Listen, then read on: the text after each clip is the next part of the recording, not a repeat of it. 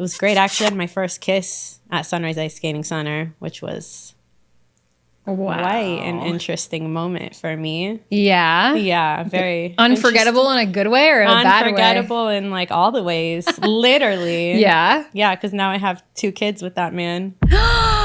Shut up. Jordan was your first kiss? Yeah. Well, I feel like once you have kids, like you start seeing time in real life because that's how I felt until I had my baby. And then it's like, holy shit, he's like, we're planning his first birthday and I already have a 1-month-old right now. Like I popped out 2 babies at once. And then now it's like, now he's talking and now he's like doing things for the first time. And it's crazy to see because like, yeah. If you have the opportunity to sleep with Margot Robbie. You'd let him? Oh, yeah.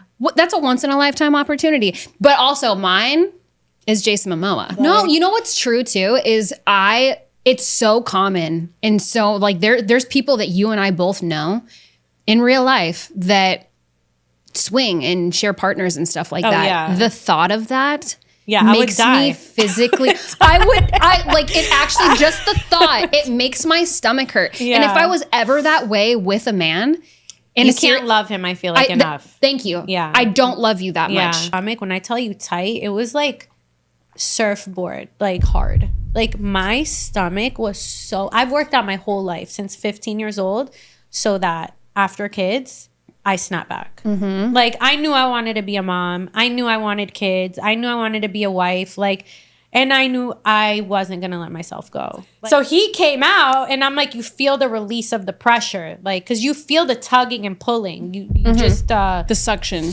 of him actually being removed. Yeah. It's like, like the pressure goes, they start pushing, like you feel it. So like he came out and I'm like, I'm waiting for the cry. Mm-hmm. Hey babe, what's going on? I'm like, they have the bucket here. Like I'm laying, like you're like out. Like, he's good. Didn't cry.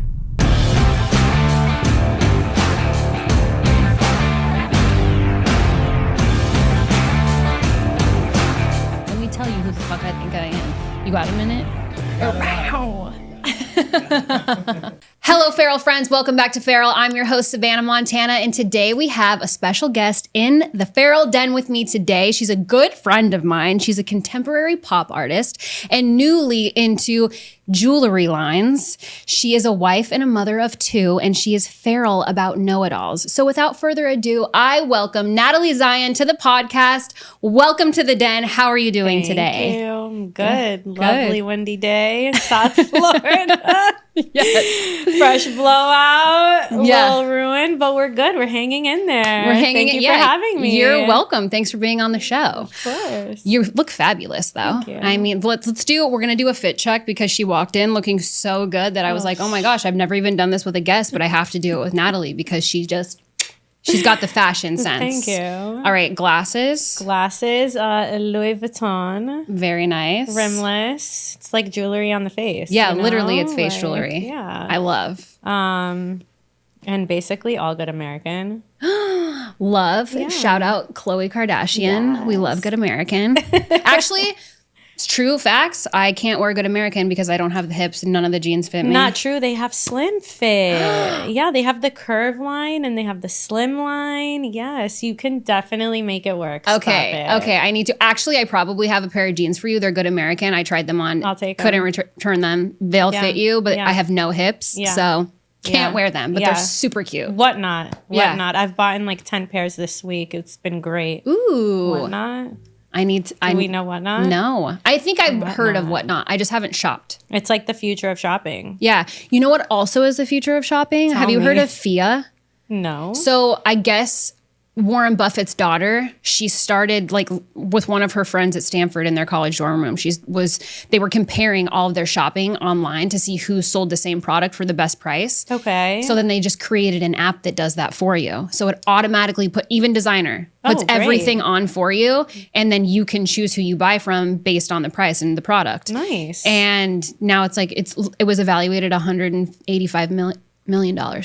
Oh, wow. And I don't even know how old they are. They're definitely younger than us. There too, and Whatnot, and goodamerican.com. And in store and online, and All they the just things. want all our money. They do. And they want it know. all. They're serving us all the ads. Yes. They're yes. like, I know they Natalie and Savana are going to buy. Yeah. Yeah. All the ads just start popping up. That's just how it is. It's crazy. You don't even have to search now. You just talk about it, and then it just goes into the abyss and into your like feed. I know. Does that weird. make you uncomfortable? Or you're like, God, my phone's always listening to me? Sometimes. Yeah, I'm not a like, fan of it. Yeah, no, it's weird. Sometimes it's like, did I search that? Or Did I was just talk about it? talking? Or was I only thinking it? Uh-huh. Like, Are you I didn't see anyone today, so how is this ad on my page right now? Yeah. Like, How often do you leave your house? I feel like I'm always at home. Well, 'Cause you have to two work kids. out. Yeah, no, I have the 2 kids. But I work out at least 3 times a week, so that's my escape. Nails, hair.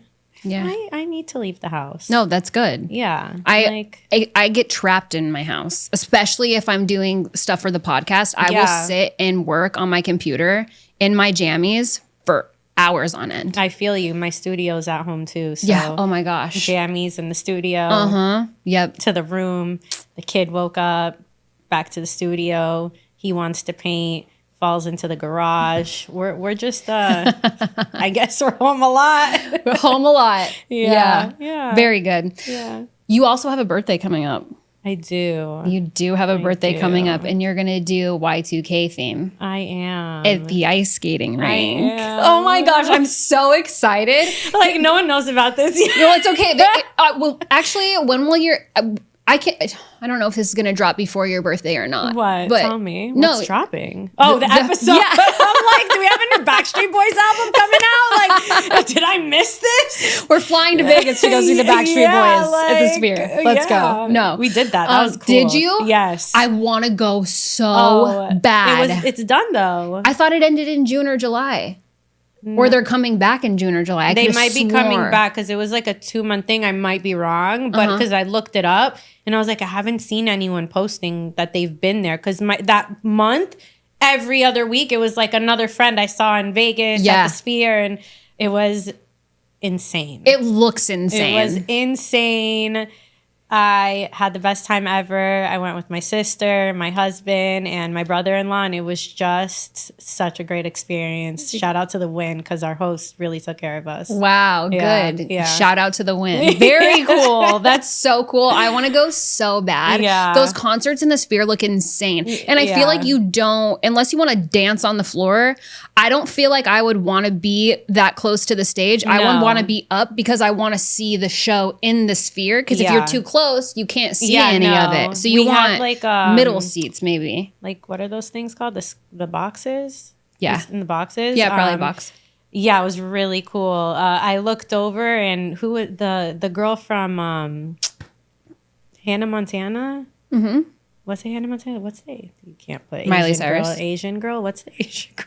Oh, no! Oh my God! But from Disney Channel. From Disney Channel. Yeah. Brenda Song. Brenda Songs was right there, and Shut up. I think Hillary Duff was right there, and I'm like, yo, this is literally living my like childhood dream right now. I got How did I Backstreet even Boys. get here? I got all the Disney crew around here. It was really cool. It was a really good experience. That is so cool. The sound, the visuals, the vibes. It was like I felt like I was like 10 again. Oh my gosh. Yeah. That is so cool. Yeah. Well, I'm excited for your birthday. I'm already like trying to figure out what my outfit is going to be for.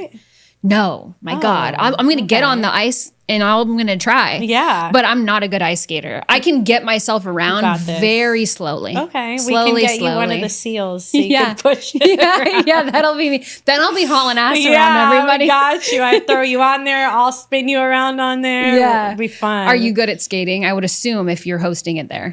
So I used to figure skate when I was younger, like competing in competitions. Wow. Yeah. That is so cool. How long did you do that for? For about 6-7 years. Wow. So yeah, you're good at skating. Yeah, we used to go every Friday to the ice rink, Sunrise Ice Skating Center. That was the thing. Fridays and Saturdays. They had the booty corner. We used to like listen to like 50 Cent and like all the best music ever. And Yeah, it was great. I actually had my first kiss at Sunrise Ice Skating Center, which was quite an interesting moment for me. Yeah. Yeah, very unforgettable in a good way or a bad way? Unforgettable in like all the ways, literally. Yeah. Yeah, because now I have 2 kids with that man. Shut up. Jordan was your first kiss? Yeah. I cannot. What? You didn't know that? No. Yeah. It was my first kiss. It was really nerve-wracking. I freaked out. I started crying. It was like they like planned it, you know, in like middle school, like you like plan these things like when you're gonna hug, whatever, and like everyone put this whole thing together that like Jordan and Natalie were gonna kiss tonight at the ice skating rink, and he was my boyfriend at the time. And I'm like nervous because I just remember the nerves. Everyone circled around us, and it was like a lot of pressure, like to like kiss. And it was just like we stood in front of each other, and the whole crew was around us, and everyone was like calling me prude. Oh my God. They were talking shit, and I'm like, yo, what? So like we pop kissed.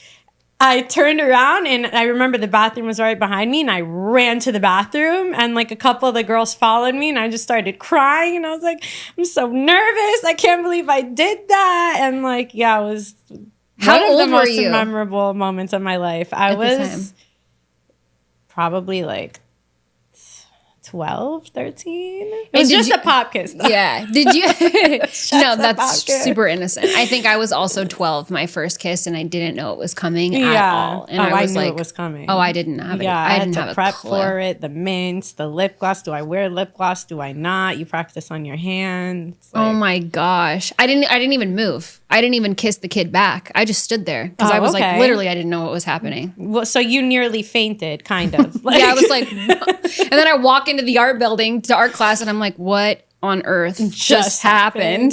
Yeah. Yeah.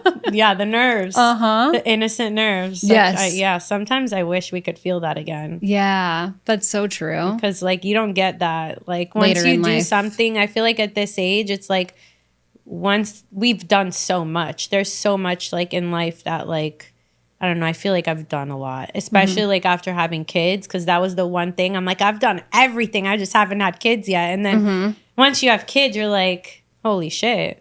I feel like I've done a lot. Now what? Now I need to like jump off a plane or something. Like that's like, well, that's where we're at in life now. It's like we're just like at the now you have streams. You have to be an adrenaline junkie if you want to do anything crazy now. I think that's like, I'm a big experience person, so I want experiences. I love trying new things, any kind of thing. It doesn't matter what it is. I like new, I like unknown, I like movement. It's very much who I am. Yeah. So I'll overindulge in an experience just to spend more time with it. And I also think that time moves so much slower when you're a child because everything is new. Yeah. And it moves so much quicker as an adult because we have fewer and fewer new experiences. Right. So I want more new experiences because I want to elongate the feeling of my life. The time will be the same, but time is relative. It's not even real. So, well, I feel like once you have kids, like you start seeing time in real life because that's how I felt until I had my baby. And then it's like, holy shit, he's like, we're planning his first birthday and I already have a 1-month-old right now. Like I popped out 2 babies at once. And then now it's like, now he's talking and now he's like doing things for the first time. And it's crazy to see because like, I feel like I remember a lot of my childhood. Like I have like, I might not remember what I did yesterday, but I for sure remember things from like 20, 30 years ago. And like, I remember the feeling of like, wow, like that's how that works. Like, and I see the click sometimes in my son, like where it's like, he's doing it for the first time and he's realizing, oh, that's how that works. Or that's new to him and he like grasps onto it. So it's like those new experiences that we don't no longer have, we get to relive it again once we have kids over and over, depending on how many kids you have. But that's like one of the most beautiful things about like life as a whole and reproduction and having children. It's you get to relive your childhood, which is great. Through their eyes. Yeah. It's like a whole different experience. Yeah. Yeah, that's beautiful. And they're innocent. We're not anymore. So. No, we're not. We're bad bitches. Yeah. Our innocence is gone. It has left the building. That's it. And it said, I'm never coming back. Yeah. All right, we're going to play a game with Natalie. Okay. Love games, big fan of games. So the game is, who should you listen to? You have to tell me yes or no and a quick why. So it's just going to be rapid fire right off the top of your thinking dome. Okay? Yeah. Single friend giving relationship advice. No. Hard no. You're not there. Can't really relate. No. No. Friend who complains daily about her life. I don't have any of those. The second I hear the complaints a couple times, I'm like, skirt. Get me out of here. My stomach hurts. You're like, negative energy, can't take it. Can't do it. Nope, no mas. that in the world. Yeah, seriously. Just go on the internet for 5 minutes. Yeah. You can find all the negativity you need. Or 1 minute. Yeah. Just the first clip that comes out. Family member who's never taken a risk. Are you listening to them or no? I don't know. My family members are risky, so I can't even like relate to that one. That's good. Yeah. That's good. If, hypothetically, if one of your family members wasn't a risk taker and they were trying to give you advice, would you take it? If they're older, possibly. They might be a little wiser. They might have like been there, done that, or I don't know. But I feel like I tend to respect my elders that have gone through life longer than I have. Maybe. So I would say maybe, possibly. Yeah, that's a good answer. Yeah. There's no right or wrong. Yeah. It's you. Someone who has the life you want but lives differently than you morally. That's tricky. I know, that's a trick question. When I wrote it down, I was like, what would I do? I feel like for me, if this helps you, it doesn't have to. It's a yes and no. And it's a yes because you have the life that I want. So maybe you can be morally different than me. I don't have to adjust my morals in order to get that life, per se, right? So, but you're living the life that I want. So maybe I'm just going to do it a little bit differently my way morally. Yeah, but I'll take advice from you because you're where I want to be. We don't have to be the exact same person to live a similar lifestyle, though. Say it's tricky. Because, I mean, it's tricky. I don't know. It's tricky. Because I feel like the only reason it's tricky, I feel like I don't want to bring it up, but I feel like religion in my life plays a big role. And because you're Jewish. Yes.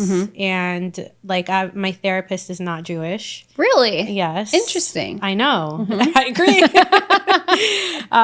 But he's in a very successful and happy long marriage. He's a lot older. And there's just certain things that like, yes, I want that marriage that lasts the way his does. But there's certain things that for me and what I've learned on my journey to marriage and from the Torah and the Tanakh is like we have our own views on certain aspects of marriage. So it's tough to, yes, I want that long marriage, but at the same time, it's like I'm not sure if I align in certain views. I don't know if it's morally or because of the way I was raised in my religion. Yeah, that makes sense. Yeah. I think that's a fair statement. Last one. Would you take TikTok advice from a stranger? Depends what kind of advice, right? If it's like how to get my like skin to glow better, maybe. Yeah. What peptides to take, possibly. Yeah. Yes. But maybe, yeah. I think for me, I would... Yeah, it depends on what kind of advice you're taking. It totally does. Yeah. One of the big ones that this probably pops up in your feeds too is the following and your content and this and that. And there's a dime a dozen. And when somebody's selling a product, which I don't know if most people do this, but I do this when it comes to TikTok or Instagram, and they're selling something that helps you gain reach or builds your content or whatever, go to their profile because they have this whole little video that they do and you can see what their account is on the top of it. If you go to their account, sometimes the account that's in the video doesn't exist because it's AI. Right. And other times you go to their account and they don't have the following that they're selling. They're just getting paid by the company to move that product and move that. It's an ad. Yeah, it's weird. I'll see that too. I'll see like, I don't know, it'll be like a dress company or something because I'm looking for a dress for a wedding and my whole feed is dresses. And like I'll go to the page and it's like literally like no followers, no nothing. And it's like, what? Like, is this even a real product? Yeah, is it? And then now this whole thing, I was talking to my sister about this yesterday. Like I've been looking into like getting like a red light therapy, like I don't know if it's like an LED or red light like mask. And this one brand keeps popping up on my feed, and it's like Kim Kardashian. I was gonna say that's the one that pops up on my feed. But it's like every celebrity has it on, and I'm like, it looks like AI, and then they have like not even 10,000 followers, and I'm like, if all these celebrities like have posted you, like Hillary Duff is like hot right now. She's huge right now. What is going on with Lizzie McGuire in the freaking house? I don't know, but that's like my man's like a woman crush. Really? So that's his hall pass? I get. I mean, we kind of like look alike, so fine. Yeah, you do. Used to be Cardi B. I'm like, what? What? No, Jordan? What? No. He's an Hillary Duff. Yes. Yeah. I'm sorry, Cardi B. No. What are we doing? Yeah, but we've moved past. We've that. evolved. We've evolved. I don't know who Will's would be. He probably wouldn't even tell me. You know that there is one. I would say it's what's her name? Because he has two. So let's see. It's what the hell's her name? I love her to death. Oh, Margot Robbie. Oh, okay. Which I'm like, yeah. If That's you have fine, the opportunity to sleep with Margot Robbie, you'd let him? Oh yeah, that's a once in a lifetime opportunity. But also mine is Jason Momoa. So if I get the opportunity, he would never let me. He like hall pass. Yeah, what? that's what I'm saying. I'm like, yeah, you can. And then to me, I'm like, I'm scared to even like talk about my man crush because like he'll be around, and I'm like, I know I can get in front of him, but like, no, I would never do that. Oh, you're the best. I would. I'd be like, that. Please, just let me have my moment. No, not that Jason Momoa would ever want to sleep with me. Like, but mine's like Elon Musk, though. I'm like weird, but I'm like now that's he a like great just option. Yeah, but now he like pops IVF babies into like every other female. So I'm like, I don't know how I feel about. What? Wait, what? Tell me more. I don't know what's going on with Elon. He has like 1 million kids. He just like pops, like he probably has them in the freezer and just like. I feel like having a new one. Yeah, and just like, oh, put them in the go. oven. Yeah. Interesting. I mean, he can, right? And he talks about how like people need to reproduce and like population is going down, and like he kind of went against the whole like population control thing, like, and how they're saying the world is overpopulated because it's like really not. So yeah, really? I feel like he's just out here just like, let's get little Elons. Yeah.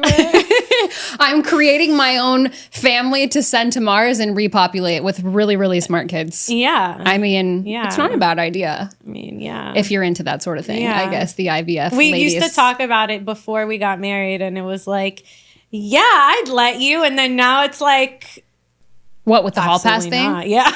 Oh, yeah. No. Like, after you have kids, it's like, that's it. We can't even, like, go there. Like, no, you know what's true, too, is it's so common. And so, like, there's people that you and I both know in real life that swing and share partners and stuff like that. Yeah. The thought of that... Yeah, makes I would me physically.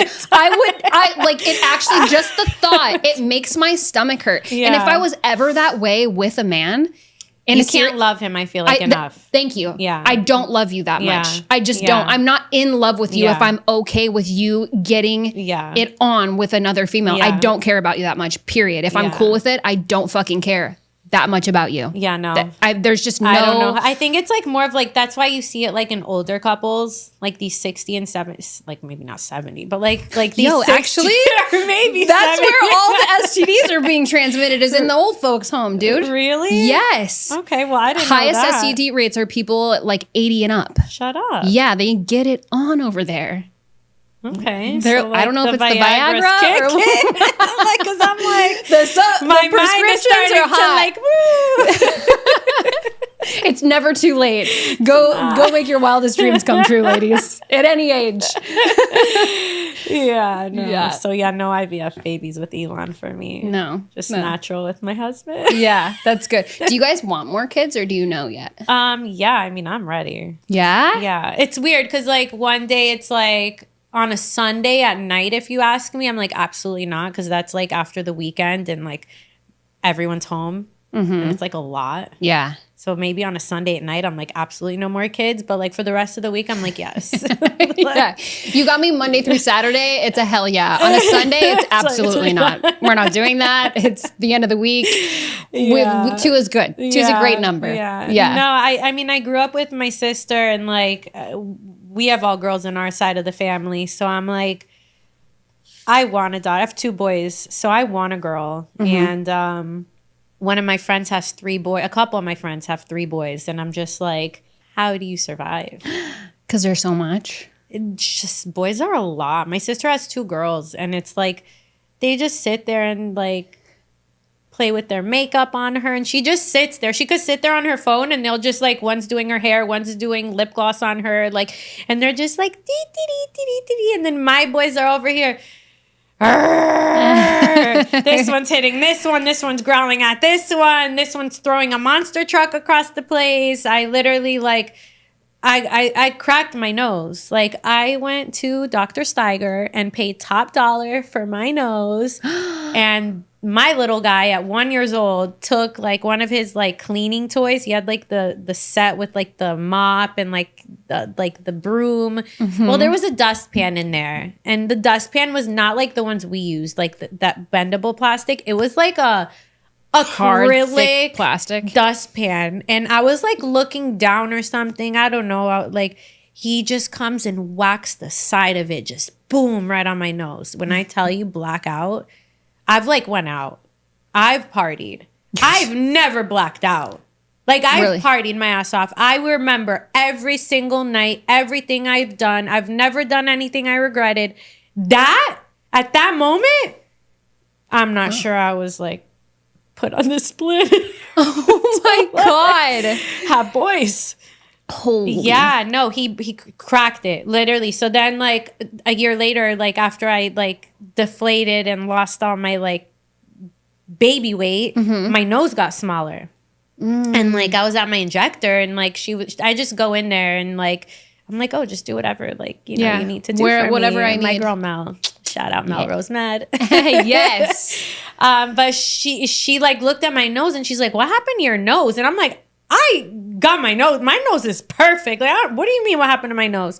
And it literally broke. He literally cracked my like nose, and now I have to like put a little filler in there. I mean, I don't have to, but like it's But you do, literally yeah, if you want to. no, it literally broke. Like you could feel it's like out of place. So yeah, boys, boy mom is a whole different ball game. So yeah, if I'm praying, I pray for a girl Like, on my please give me a girl. third. Yes. I'm not sure. Yeah.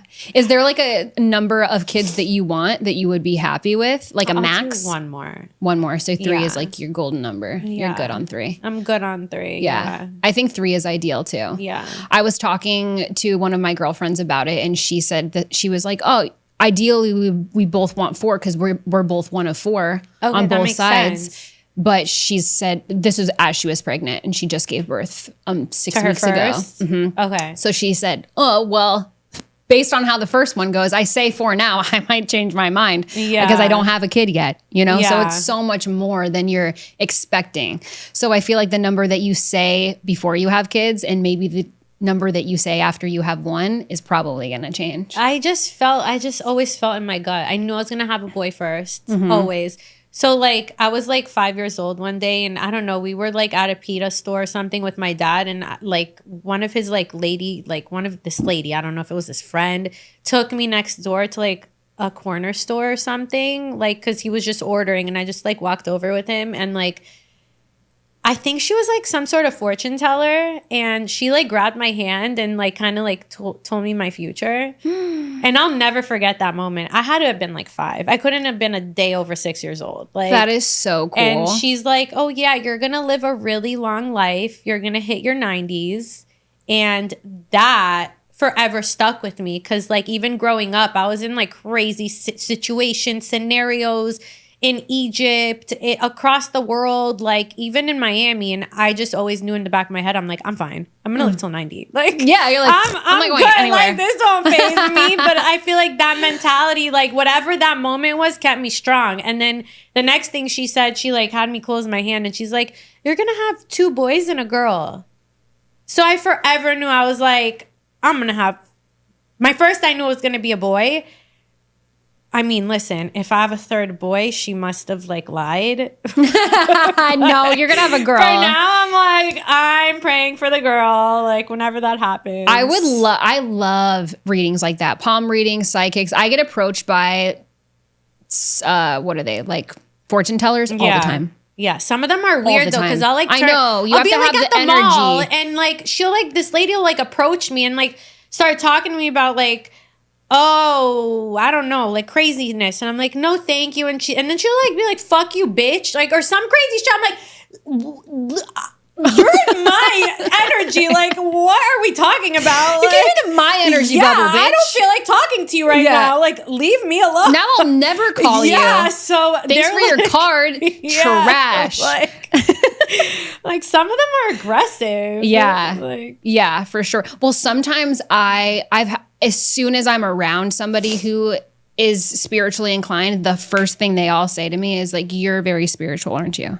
It's like, because they're drawn to my energy and I am. And I've sat down with psychics who are like, you know that you have powers that have been taken away from you. Multiple. Really? And I would like to go to like dive into my ancestry and do all like heal myself so that I can use it. I feel like I'm afraid. You must have blocked. Yeah, that's probably what it is. You had to block it off, or like you're afraid. Yeah, because if it's in you, it's in you. Yeah, for sure. And I'm not afraid to use it or to dive into it. I'm afraid to go to the wrong person to unveil it because what if they give me something I don't want, or what if they're just trying to take it from me? Like, you'd have to really trust somebody spiritually to go into your past lives and start pulling shit out. But multiple psychics have told me that my ancestors played with my path, and it's not like, and not in a good way for me. Yeah, so I have to clear that energy. Yeah, my mom can I don't know, she like reads coffee, or like I don't know if it's like a mother's instinct, but like she knows, like she'll know. I remember growing up, I'm like, is this guy good for me? Or like, is this friend like gonna like fuck me over, whatever? And like, she's always had that read. And then like I got to the point in life where I was like, she was just like telling me too much sometimes when I didn't like want to know. Yeah. Because then you'd anticipate, and then you could be making a decision based on a fear or a thought. Yeah, and so that's why I started telling her, I'm like, I love you, Ima, but like, I don't want to know. I don't want to know. I just, sometimes it's just like, you want to just like God just play its like cards, and like, you know, like you just got to let everything just flow. But it's tricky. I feel like sometimes I have like an intuition, and like I'll like block it off because I'm like, I don't want to know. Yeah. Don't tell me. Go to someone else. Like, not me. Yeah. So you have to be a really strong like minded in that aspect to like embrace like seeing like projection. Do you ask for things? Like I talk to God every morning. Oh yeah. It's the first thing I do when I start my day. Yeah. And so whatever comes in my path, or whatever, like if I ask for specific things, be careful what you ask for. Yeah. There's no truer statement in the world. Yeah. Because he will show you exactly what you need to see. So whatever you're asking to see or unveil or reveal, or a path or a decision, it is going to hit you in the face, and it never fails. Yeah. And he, like, for me, it speaks to me through my dreams, through other people, through signs, things that I see in a day, through numbers, big in numerology. Yeah, I see numbers all day, every day, throughout the day. So it's wild. Like, if you ask for something, you're gonna know. Yeah, he's gonna tell you. It's crazy because, like, I really wanted to get pregnant with my with my first. My son was born on our 2-year wedding anniversary, actually. So beautiful. I was praying for so long. Like, I went through like a 3-month miscarriage, which was really rough, but that was still like a year into trying. So it was like trying for a year and then having a really bad miscarriage, and like I just kept seeing the numbers 1, 2, 8 everywhere. And I was like, yo, this number is everywhere. But like my anniversary is 11/28. So I was like, but when I tell you like trucks, the numbers on the trucks, the time, every time I looked over, it was 1:28 or whatever. And then like, I just knew, I'm like, something, like God's trying to tell me something. And my son was born. My firstborn was born on 11/28. And it was like 2 years. And before, when I was pregnant with my miscarriage or whatever, nothing with 128 revolved around that pregnancy. And I've been seeing it before that. So I don't know. It was just like crazy. It was maybe like God just trying to tell me like everything's going to be okay. And like it's going to happen when it happens. And thinking back and looking back, it's like crazy how like God really knows when the right time good things are supposed to come to you. Like good things come in good time. And like you can't manipulate that. You cannot manipulate God's timing. No. He knows best. He does. Yeah. Yeah. That's like what goes back to you saying about living until you're in your 90s. There are I was talking to a girl at the gym about this the other day. I think it was like Monday morning. I should have died so many times. I shouldn't be here. I should have been kidnapped. I should have gone missing. I shouldn't be here right now. And I know, because when it's your time, it's your time. When it's my time, when he's ready for me to not have this life experience anymore, I will not be here anymore. Yeah.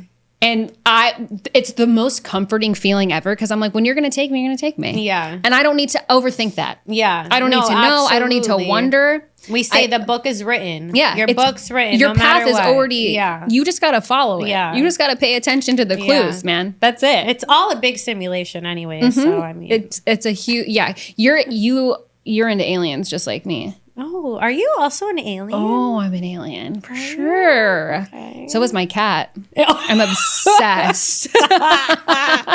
He's like my shaman. Dead. I swear to God, he's my shadow. He's everywhere that I go. He communicates so cool. me.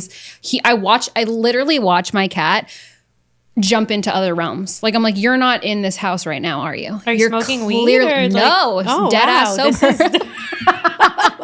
I'm just out of my mind. Is he jumping into? I want to go. I know, me too. I swear. I'm like, he sees things. So actually, I would like to go to, animal whisperers are a thing, right? People who can talk to your pets. Yeah. And I would like to know if he is like a reincarnated somebody that was a part of my life before. Because I would not be. I'm like, you're supposed to be here with me. My dog Rolex was definitely a reincarnation of someone really big, because that dog was, before he turned 1, literally had billions of views all over the internet. I could post a video of him literally chomping on a piece of apple, and it would go viral. And I'm like, and you see the comments like, what kind of video is this? He's just eating an apple. Why is everyone giving it views? And it's that's when it hit me. I'm like, I don't know, something with that dog is special, because I could post my other dogs eating apples and nothing, but when it's him, look at him. Something with that dog. And I just found this out today. Frenchie Plug. For those of you who know, yes. Frenchie Plug is her dogs, and they have thousands of followers, tens of thousands of followers. They're famous dogs. Had no idea. She's like, what do you mean you don't follow my dogs on the internet? I'm like, what's going on with your dogs on the internet? And this is not new news. This is old news. This was before she was ever on the internet. Cartella. Yes. Yeah. Pre-Cartella days. Yes. Pre-Cartella days. Yeah. That was an adventure. That was fun. It was basically my project while in college. So I was in college at FIU for business, international business and marketing. And I did a side of e-commerce. And so all my school projects that I had to do, I would tie it into Frenchie Plug. And I would do all these, if it was building a website, I ended up building a website for Frenchie Plug. If it was creating a product, I ended up creating a dog food line off of Frenchie Plug that humans can eat, which was really cool. That's so cool. So it was just it ended up growing organically. And before viral videos were a thing, we were going viral. Yeah. I've gotten flown out with my dog. I've gotten hotel stays at on South Beach for my dog, 0 pay, food included. I'm like, how do we get that for me without the dog? Yeah, because you're gonna die before me. I'm living till my 90s. So Can you guys transfer this over to Miss Cartella, please? Yeah. So now we're working on. That's what inspired though my art page, and that's let's talk about your art. Yeah. With marketing was really my OG page, and my dogs. Like that was the start of like my social media adventure. How long have you been doing artwork for? So you do contemporary pop art, you do custom pieces. So people request you to design a piece for them, and then you literally create it. Yeah, so that's one part of it. I do commissions where I bring people's visions, dreams alive. Even if they don't have one, I'll sit there like a therapist and pull it out of them because they want something that speaks to them and they want something meaningful. So that's one part. And I have another part where I have my own ideas, which is where it all started, where I have my own ideas and concepts that I bring to life on canvas through pop art. And I've actually... the past 3 years, I've been painting for about 7 years. And for the past 3 years, I've been painting alongside a master artist by the name of Barry Gross. And I don't want to get emotional, but he's... It's all right. Wow. He's really sick right now.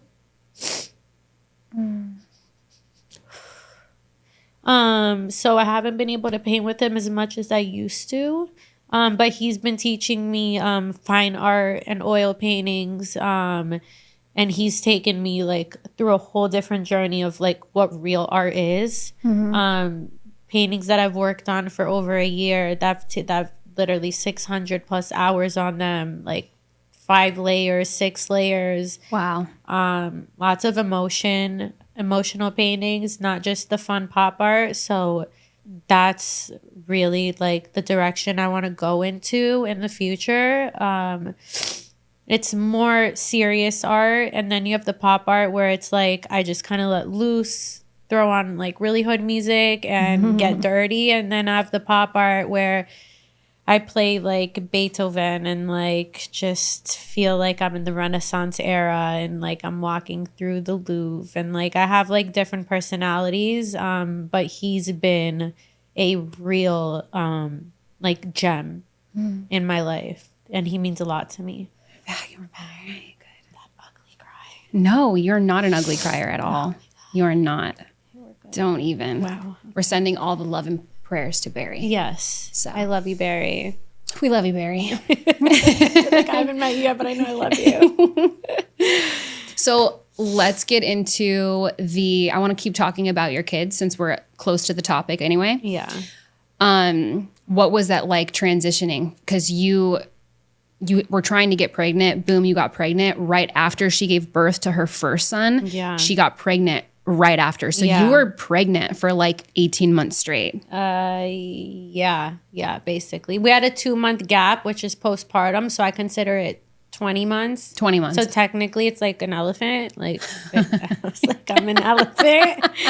I'm an elephant. Pregnant mammal on the planet was me. It's actually a funny story because my husband and his brother are 10 months apart. And so they're Irish twins too, yes. And then so are your boys. Yeah, but like Very we cool. would be sitting at like the Shabbat table, and like his mom would like make comments at me like, "You're gonna do the same thing. You're gonna do," and I'm like, "No, you are wild. You are out of your mind." She's told me the story, how he was conceived, plenty of times, and she thinks it's hilarious, and I'm like, absolutely not. You're not normal. Like, with all due respect, I love her to death, but like that's not normal. She got pregnant before her 6-week clearance. Like she had, and you're not even supposed to have sex right after you give birth. That's why I'm like like what? The hormones were hormoning. Yeah, she's like, oh, it's a little bit. Like she went for her 6-month checkup, and that's where she found out she was pregnant. Oh my gosh. And the doctor calls her and is like, your like HCG levels are still high. Like you're pregnant. And she's like, no, you guys are crazy. You mixed it up. No way. She came in and that my husband was that one. Oh my gosh. So so then I gave birth to Ocean. Fast forward like 30 something years. I give birth to my firstborn, and your first son's name is Ocean? Yeah. I haven't met your kids yet. Because no, we haven't seen each other. Well, you look like family, like to them. Like they'll think you're like they're like Doda. And I've seen pictures of them. You guys, they look just like their mother. They're the cutest blonde, baby blue eye. They're the cutest kids. Thank you. Like you're like, yeah, my genes are strong. I got the strong mom genes. They look like little Natalie's. Yeah. No offense to Jordan. We love Jordan, but those kids they make in the sun, they make screaming. facial expressions that remind me of Jordan. Yeah, I'm sure. Some days the little one will look like Jordan, but he's also like blonde, like blue eyes. They're both blonde, blue eyes. I know. Like, they're insane. They're so cute. That's my dream. I'm like, God, just give me one blonde kid. Just give me one. You'll get it. You'll get it. I want, because Will's so strong features, black hair, black eyes, just like. His hair is black? Yeah. His beard, yeah. And he has like strands of red in it because he's so does Polish. Jordan. And my fear was having redheaded children. Oh my God, I would dream. We wanted a ginger. Yo, Will's mom, same. She's like, oh my gosh. And I'm like, no, please God, no, they don't. Because they're redheaded stepchildren. They look nothing like you. I don't care. I'm like, and dye I'm like, my because hair I red, talk I'll about be it. a ginger. Like, please. Like, but there's actually some really good looking gingers also. I There's know. some smoke shows that are like, holy cow, how did you? Exactly, and they're unique. But you know the ones I'm talking about that all look the same? Yeah, with the I know pale what you mean. skin Yeah, and like I know they what don't you look mean. right. I No know what offense. you Actually, mean. I don't care if that's offensive. You guys scare the shit out of me. Yeah, but no, some people are. Yeah. They look like a group of people. But then there's the standalone redheads that are like. But I think it's like stunning. as you grow older, like you just tend to like form into like who you're supposed to be. Or look like, you know. Yes.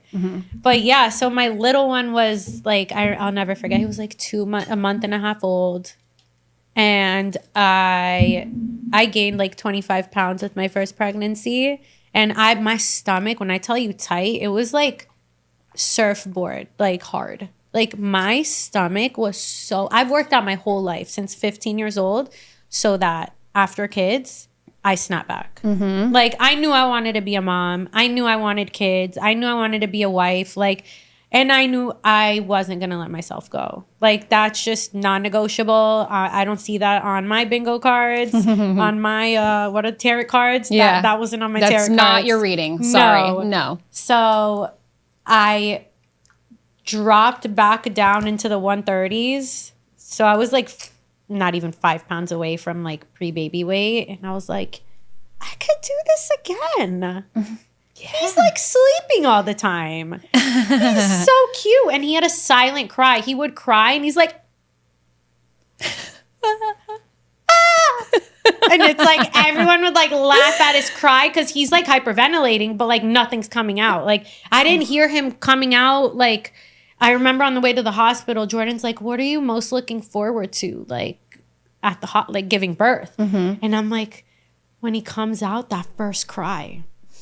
And I had a C-section. I was going to ask you about that. I had C-section. Did you plan it? He was planned. My first one was planned. He was breached. He didn't want to flip.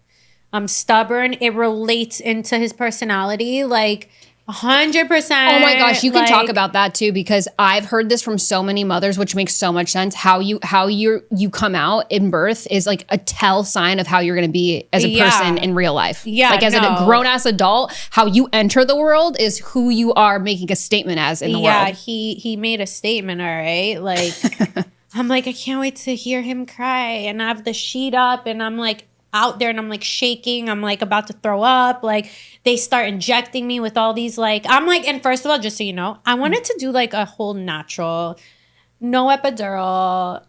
I would have done bathtub. I'm like, I had a whole like list to my doctor. I had a doula. And I was like, I want the lights dimmed. I want Rufus Du Sol playing in the background. I want a candle. I like had this whole list because like my whole feed was like, what to tell your doctor at the hospital. And it was like all these nurses that gave suggestions on. So I just dissected and I'm like, I had this whole birth plan. bitch. I'm out there. They're injecting my neck, my shoulder. I'm shaking. Anti-nausea, Zubi nausea, this, that. I'm just like, give me whatever you can give me. I'm like, that's going to be me. I'm like, I feel it. Are you sure you feel it? I'm like, yes. Boom, some more. Like, cut me open. Oh my God. Sew my abs back together. Like, yes. So he came out, and I'm like, you feel the release of the pressure, like, because you feel the tugging and pulling. You just the suction of him actually being removed. Yeah, it's like like the pressure goes. They start pushing, like you feel it. So like he came out, and I'm like, I'm waiting for the cry. Hey babe, what's going on? I'm like, they have the bucket here. Like I'm laying, like you're like out, like. He's good. Didn't cry. Like the one thing I wanted. The one thing I want. He didn't cry at the circumcision, at his bris. He didn't cry. Oh my God. He didn't cry. He cried. He's a strong man. No, he cried. He just doesn't have like a cry. No it's sound. like the craziest like cry. Yeah, now the sound's there. Yeah. He developed those vocal cords, boy. Now it's coming in hot. Yeah, no. So that was a really nice birth. Yeah. I was actually talking to Will about it the other day, and I said, I'm going straight for the C-section. I'm planning the whole, like, girl, I woke up, I dropped my dogs off at my dog sitter. I did my hair. I got my nails done the night before. Like, I was like, I'm like basically going to get like my boobs done. Yeah. Like it's like I'm like going for surgery. Like I had my makeup done, like full glam. Like I didn't even know this was a thing. People have recently been telling me this. They're like, my friends look like supermodels the day they give birth because they have so much time to prep for it. I didn't even think about any of those things. Yes. I was just like, okay, we know that this is happening. So we 8 o'clock in the morning, roll up to the hospital, go into my room, pump me up full of shit, lay me back, slice me open, take them out. No, like that like sounds scheduled. Like a dream. And Will was like, no, of course on the first one you're going to try. And I was like, no, I'm not. I am not going to try to do a natural birth. I'm a bad person. No, it's fine. But like you have to find a doctor that's like willing to just skip those steps, because a lot of girls now just want to do the scheduled C-section. Yeah. But also I'm not pregnant, and I'm not even anywhere close to having a baby. So I could very well change my mind. Yeah, which you will. Because before I got pregnant, I damn well knew my plan. There was not one thing on that list besides the baby coming out that was the same. It's like what happened. Like everything was not. changed. Yeah. Yeah. So no, it was, but honestly, the high that you get after giving birth, it's in such an insane high. Like, I don't know, for me, everyone's different. The day I gave birth was like the best day of my life. Like, wow. Like, I can't even express to you, like, getting to hold them and like you want to eat them. Yeah. You're like, oh, I love you so much. Visualize just I'm an aggressive lover too, so I totally understand. It's like dangerous. Yeah. Like I get it now. Why some like lions eat their cubs. I'm like, damn, I might be that lion that eats their cub. Oh my God. I love, actually, I reposted something recently, and it's a dad talking about his son. I'll send it to you if you haven't seen it already. And he's talking about how he preps stuff for his son, and he comes home and he's like, you did that for me, Daddy? I saw that. I know. And he's like, oh. He's like, I want to kick him in the face, but I don't want to kick him in the face. But that's how much I love him. That like that's like what it feels like. Thing. Yes, it is animalistic, and we're mammals. That's like people who get it, get it. My sister, she was the first one to have the baby in the family, so she had Sophia, her oldest one, and Sophia must have been like not even 2 yet, or maybe she was just about 2. I didn't have mine yet. I wasn't even pregnant yet. She was like my baby. And like, I remember one day my sister wasn't looking, and we were out at dinner, and I was holding her, and I couldn't help it. I couldn't. I chomped at her cheek. Chomped. Arr! Like bit it, marks. Like I couldn't. Really? Yeah, I was fucked up. I couldn't hold it in. I couldn't. She was so cute. And I just chomped her. Yo, she didn't look my way for 2 months. Oh my god. She didn't look my way for 2 months. So that's when I knew I can't be that much of an animal with like babies. Babies, yeah. We took it too far. It's okay. It's like we do that sometimes. Might have went a little too far. So post kids, big mental adjustment and physical adjustment. Yeah. What was that like for you? Well, it went from like being in the studio until like 1 a.m. Like I had like 1,000 square foot studio where I would just like literally get lost. That's like, that's when we met, is when you had that huge studio. Yeah, it was amazing. We had parties there all the time. We would like, everyone would just pop up there. Like literally, like if you need to find me, I'm there. I'm not on my phone. I'm either like filming or like there was nothing for me to be on my phone. Like just music's blasting, I'm painting from the second I wake up until I need to go home, like basically. And it changed a lot very fast because it went from baby number 1. My husband actually, like after I gave birth, was like, when we moved houses. Like I found out I was pregnant the day we got into our house. So I never really got to like fix the house as much as like I didn't have the energy really. When you're pregnant, you're like so tired. Yeah, you're like done. You're like, I just want to focus on me and my belly. And so he actually built me an at-home studio, and like we did the floors. I got like Don Resin to come like resin the garage floors. He does like celebrity houses and things like that. And I got the whole install, the easels, the whole thing. And then I found out I was pregnant that week it finished. Oh my gosh. So that was another pullback because I'm like, can't spray paint, the smells. It's just like you really want to just like stay healthy. Like nothing matters more than like having healthy babies, like healthy pregnancies, you know? So yeah, it was a big adjustment. And then with my second one, I gave birth and my first one wasn't even walking yet.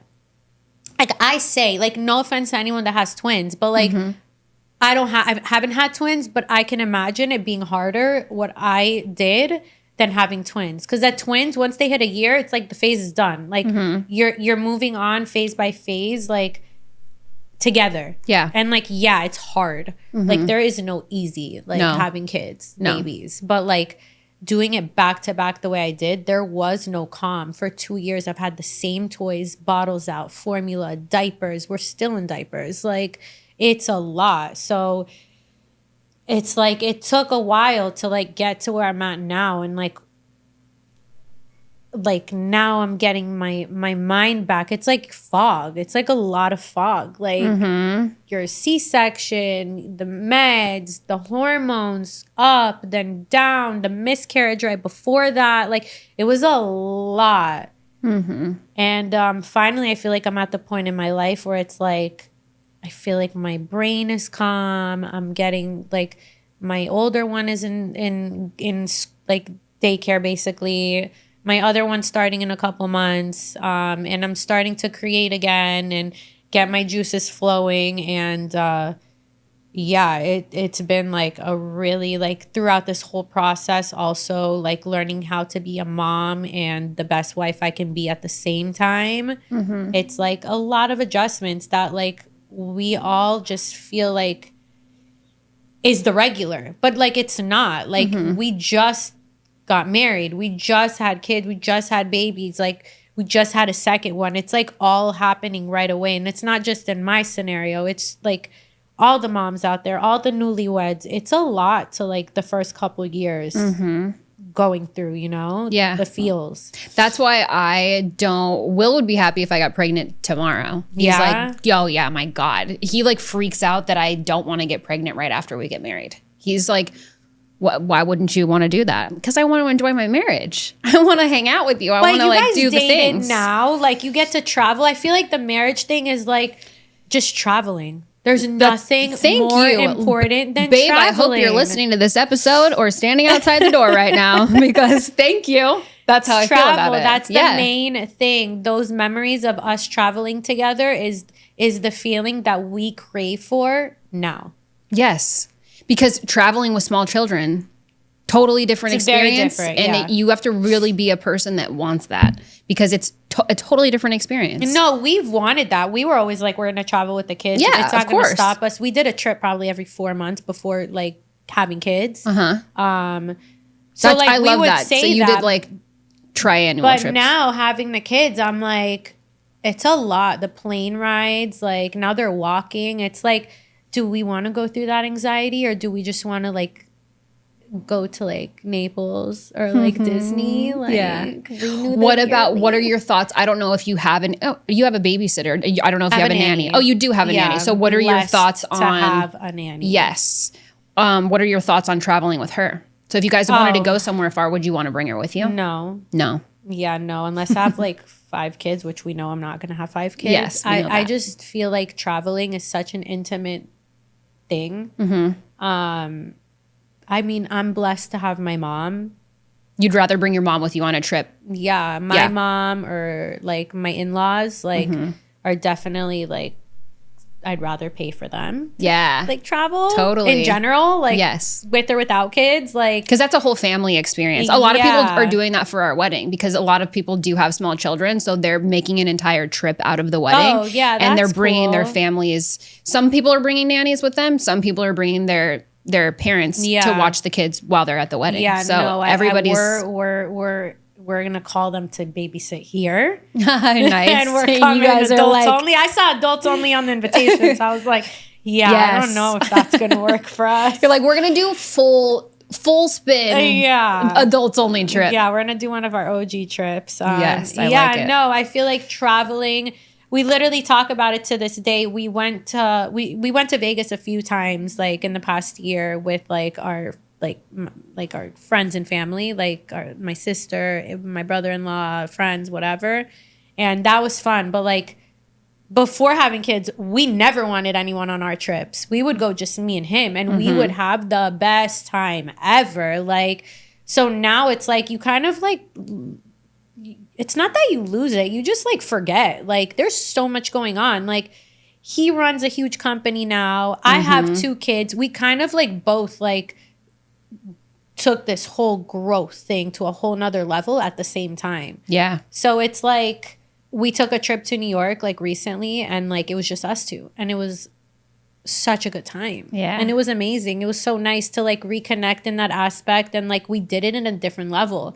Before we would like budget hotels and we would like, you know, like we one Michelin restaurant or one here, one there, one like, you know, and it was like taking a step back for those couple of years while he was growing his business and I was growing the home and going on this trip to New York. It was only 2 nights. So you just did it up. Yeah, we got to go to to Diamond District. Yes. We got to go to my first Broadway show.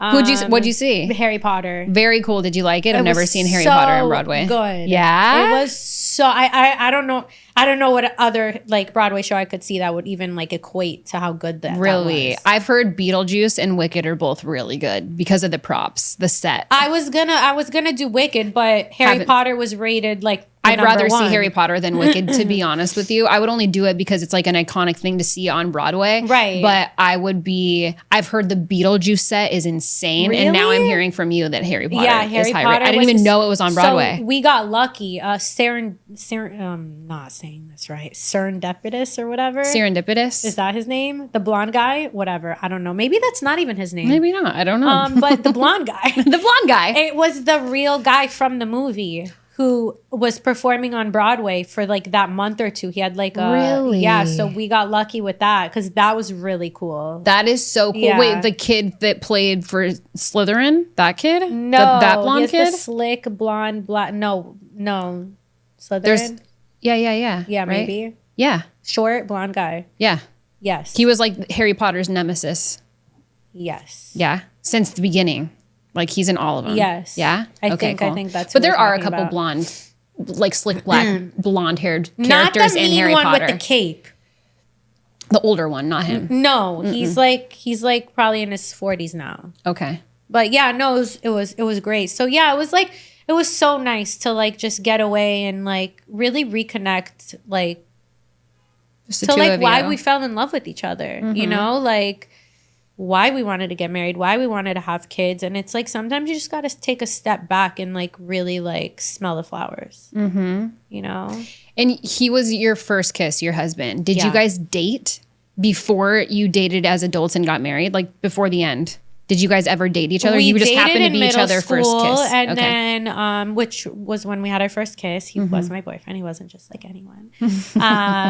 And then we like kind of just shifted apart. We went to different schools. I moved to Wellington for middle school, like for the rest of middle school. And I moved back, but we were always in the same group of friends. So it's like the Jew crew. It's like a really like tight crew, and like we all like always were around each other. Just we're friends. And then when we went to Vegas for like my friend's 21st birthday, it was a girls trip. Like 20 girls, and like her, like 2 moms chaperones came because we're young. We're 21. 20 girls. I don't have 20 friends, dude. That's it was wild. Like, yeah, it was wild. it might have been like 14, 15, but it was like a crazy big group of girls, you know? If you're like, at double digits, it's big. For some reason, Jordan and his brother wanted to tag along. So they found out we were all going. So they also booked the flights to Vegas, and they stayed in their own room and whatever. And if you know Jordan the way I know Jordan, he would do something like that. I feel like he would. And back it had in the to day. Have been his brother that like pulled him to like. But he didn't stop it. He was like, all right, yeah, we're going. Yeah. He went you want to do it? It. Sure, I'm in. Yeah. And like, plus Natalie's going to be there. So yeah, exactly. And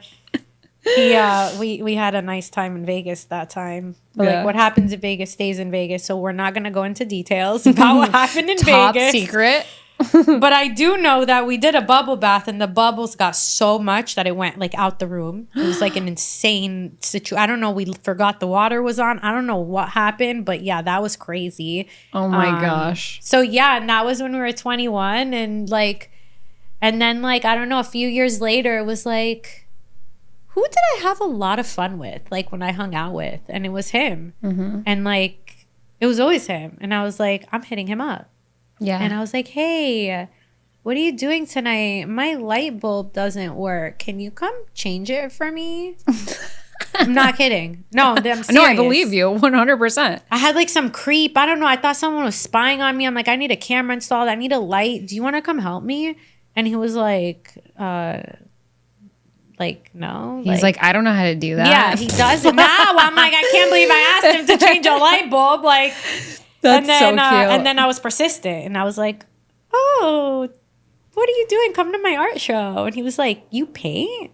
Because no one growing up ever thought I would be painting. Like, it was so random that I started painting. It's so cool. I remember when we met, I was like, you're an artist? Yeah. And you're like, yeah, I'm an artist. And I was like, could you get any cooler? We literally, the night that we met, we were at IT in Fort Lauderdale on Las Olas. Yeah. And instantly, clicked. I mean, literally, we were like hugging each other at the table, like best friend. I was like, where have you been all my life? Like the energy through the roof. Yeah. I know all the pictures of our throwbacks. I was going to post on your birthday a throwback picture. I'm like, let me not do that to you or me. You could. I could give a shit. I could give one shit. Like, shout out to Melrose Med Spa. Another plug, ladies and gentlemen.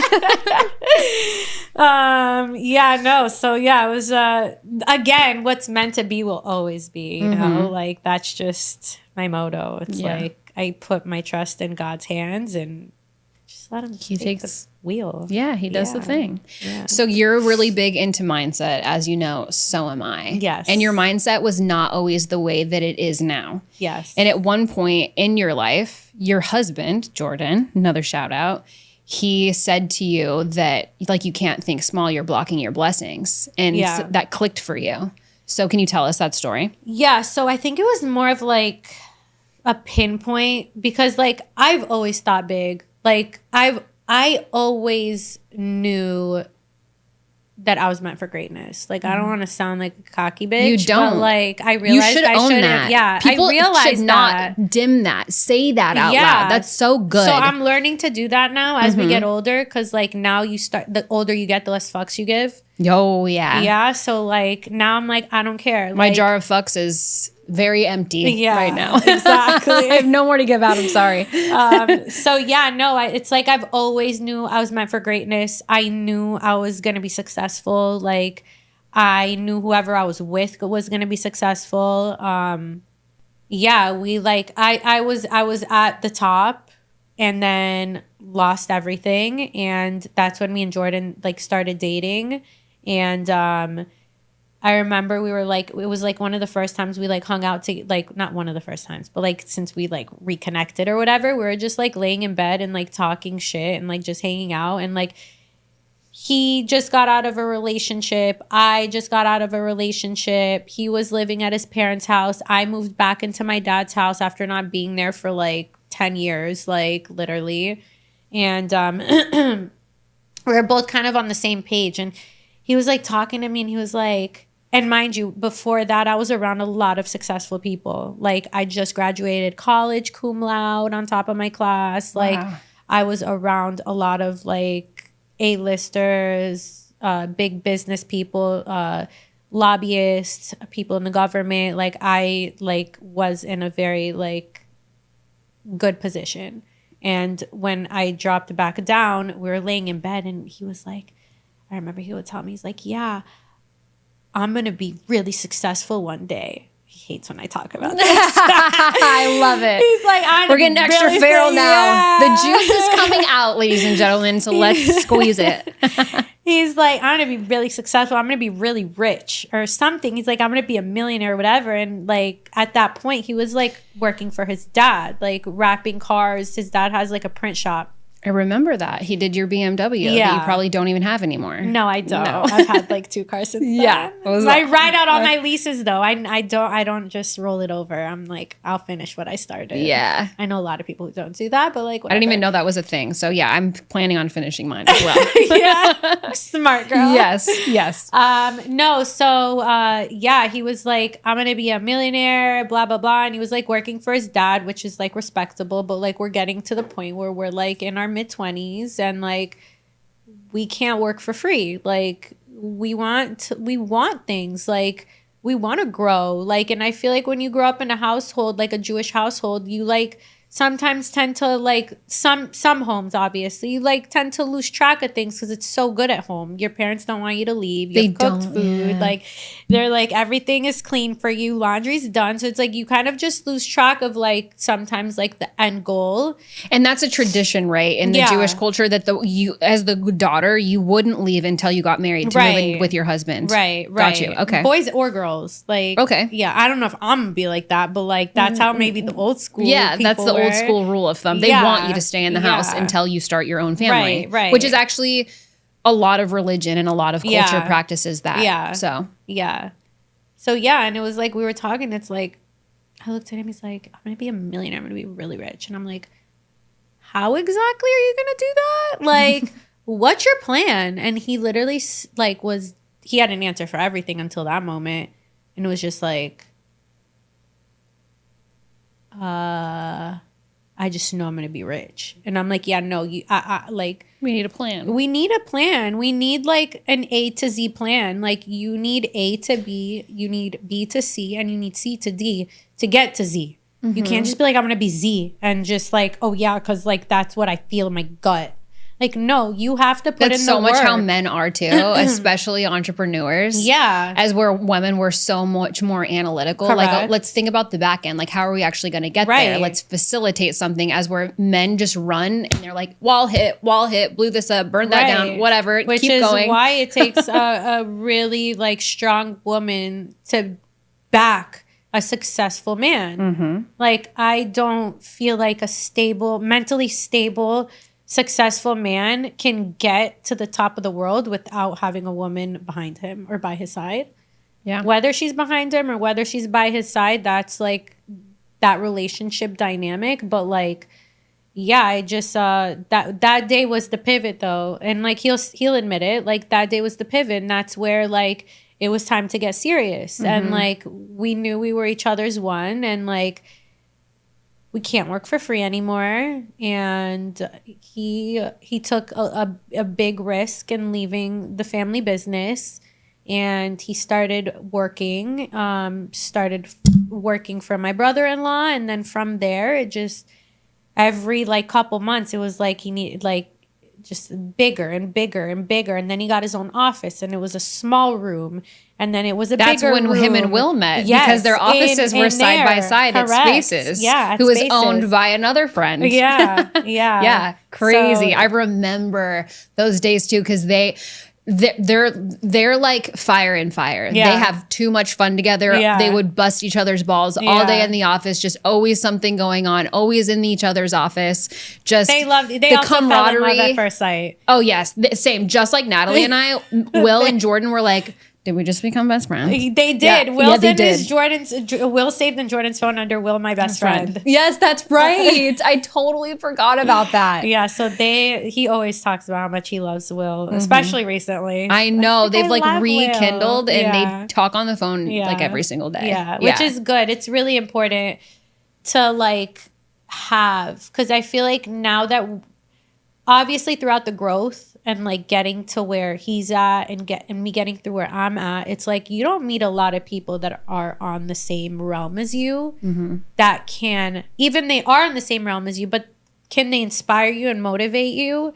And it's like hard to find that now. Very. As you grow. When you're, a few years ago it was a little easier, like, but now as you grow, it's like he wants to be inspired. He wants to be motivated, and he's growing, and he kept growing different friends and everything. And now it's at the point where it's like having a friend like Will is really important for Jordan, because he does motivate him. He knows different things than Jordan does, and Jordan knows different things than Will does, and they can like learn from each other, and like it's a beneficial relationship. Very much. And that's a very important in and life. It's genuine. And I think a lot of us, which we can dive into this too, because I know it's an opinion that you and I share, is not everybody deserves a voice in your life. Yeah. So, and we've all listened to the voices that we shouldn't have at one point or another. You have, I have, Will has, Jordan has. Yeah. So it's interesting too to see friends who are like this. Yeah. They separate for a while, and it's not personal. It's not anything bad. I talk about this on the show actually a lot. Right. Sometimes people come back into your life. Right. Like it's okay. They can be a part of multiple chapters. They don't have to be back to back. Correct. But you go through your own life paths, and sometimes things rekindle. And sometimes they don't. And sometimes they don't, and you never see them again. And that's fine. And that's okay. It's if it doesn't, it's probably for the best. Like you're not coming back in. Yeah. So no, I think it's really good that, to recognize that and have the awareness that to listen to those voices, and that they have that right now is really, really great. Yeah. Because who knows where it's going to take them, Yeah. So because of those voices that we have in our lives, were there any particular moments that you remember getting bad advice from people, or taking advice that maybe was unsolicited and it just confused you or took you in a direction that was not meant for you? I feel like, I never, like, listen, I know a lot of people. I've went to like 3 different high schools. I've went to like 2 colleges. Because I'm Jewish, I have the Jew crew. Anywhere I would go, I'd party a lot, like house parties, go to live all the time growing up. Like I went out and I always networked. That was my thing. So like friends though, I never like considered. You guys are all my friends. All listeners, we are friends. Yeah, no, I totally know what you mean. Like the core, like I didn't consider and didn't let a lot of people into my core group. So I had a few core friends.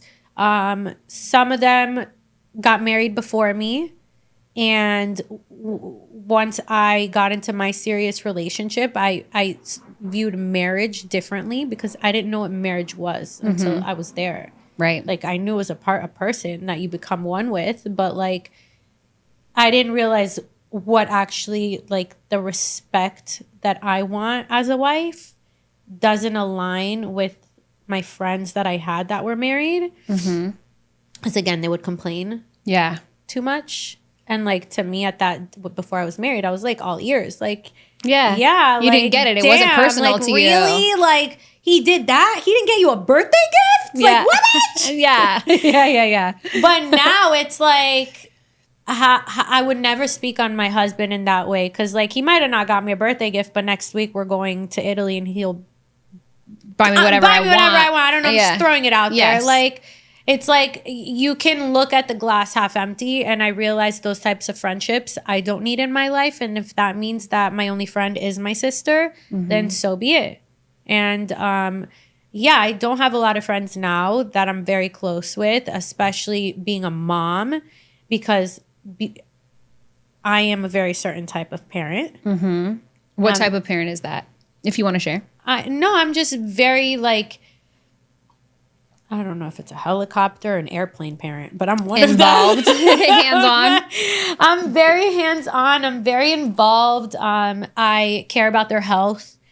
Like, maybe a little too much. Like, not too much. I feel like you did good today.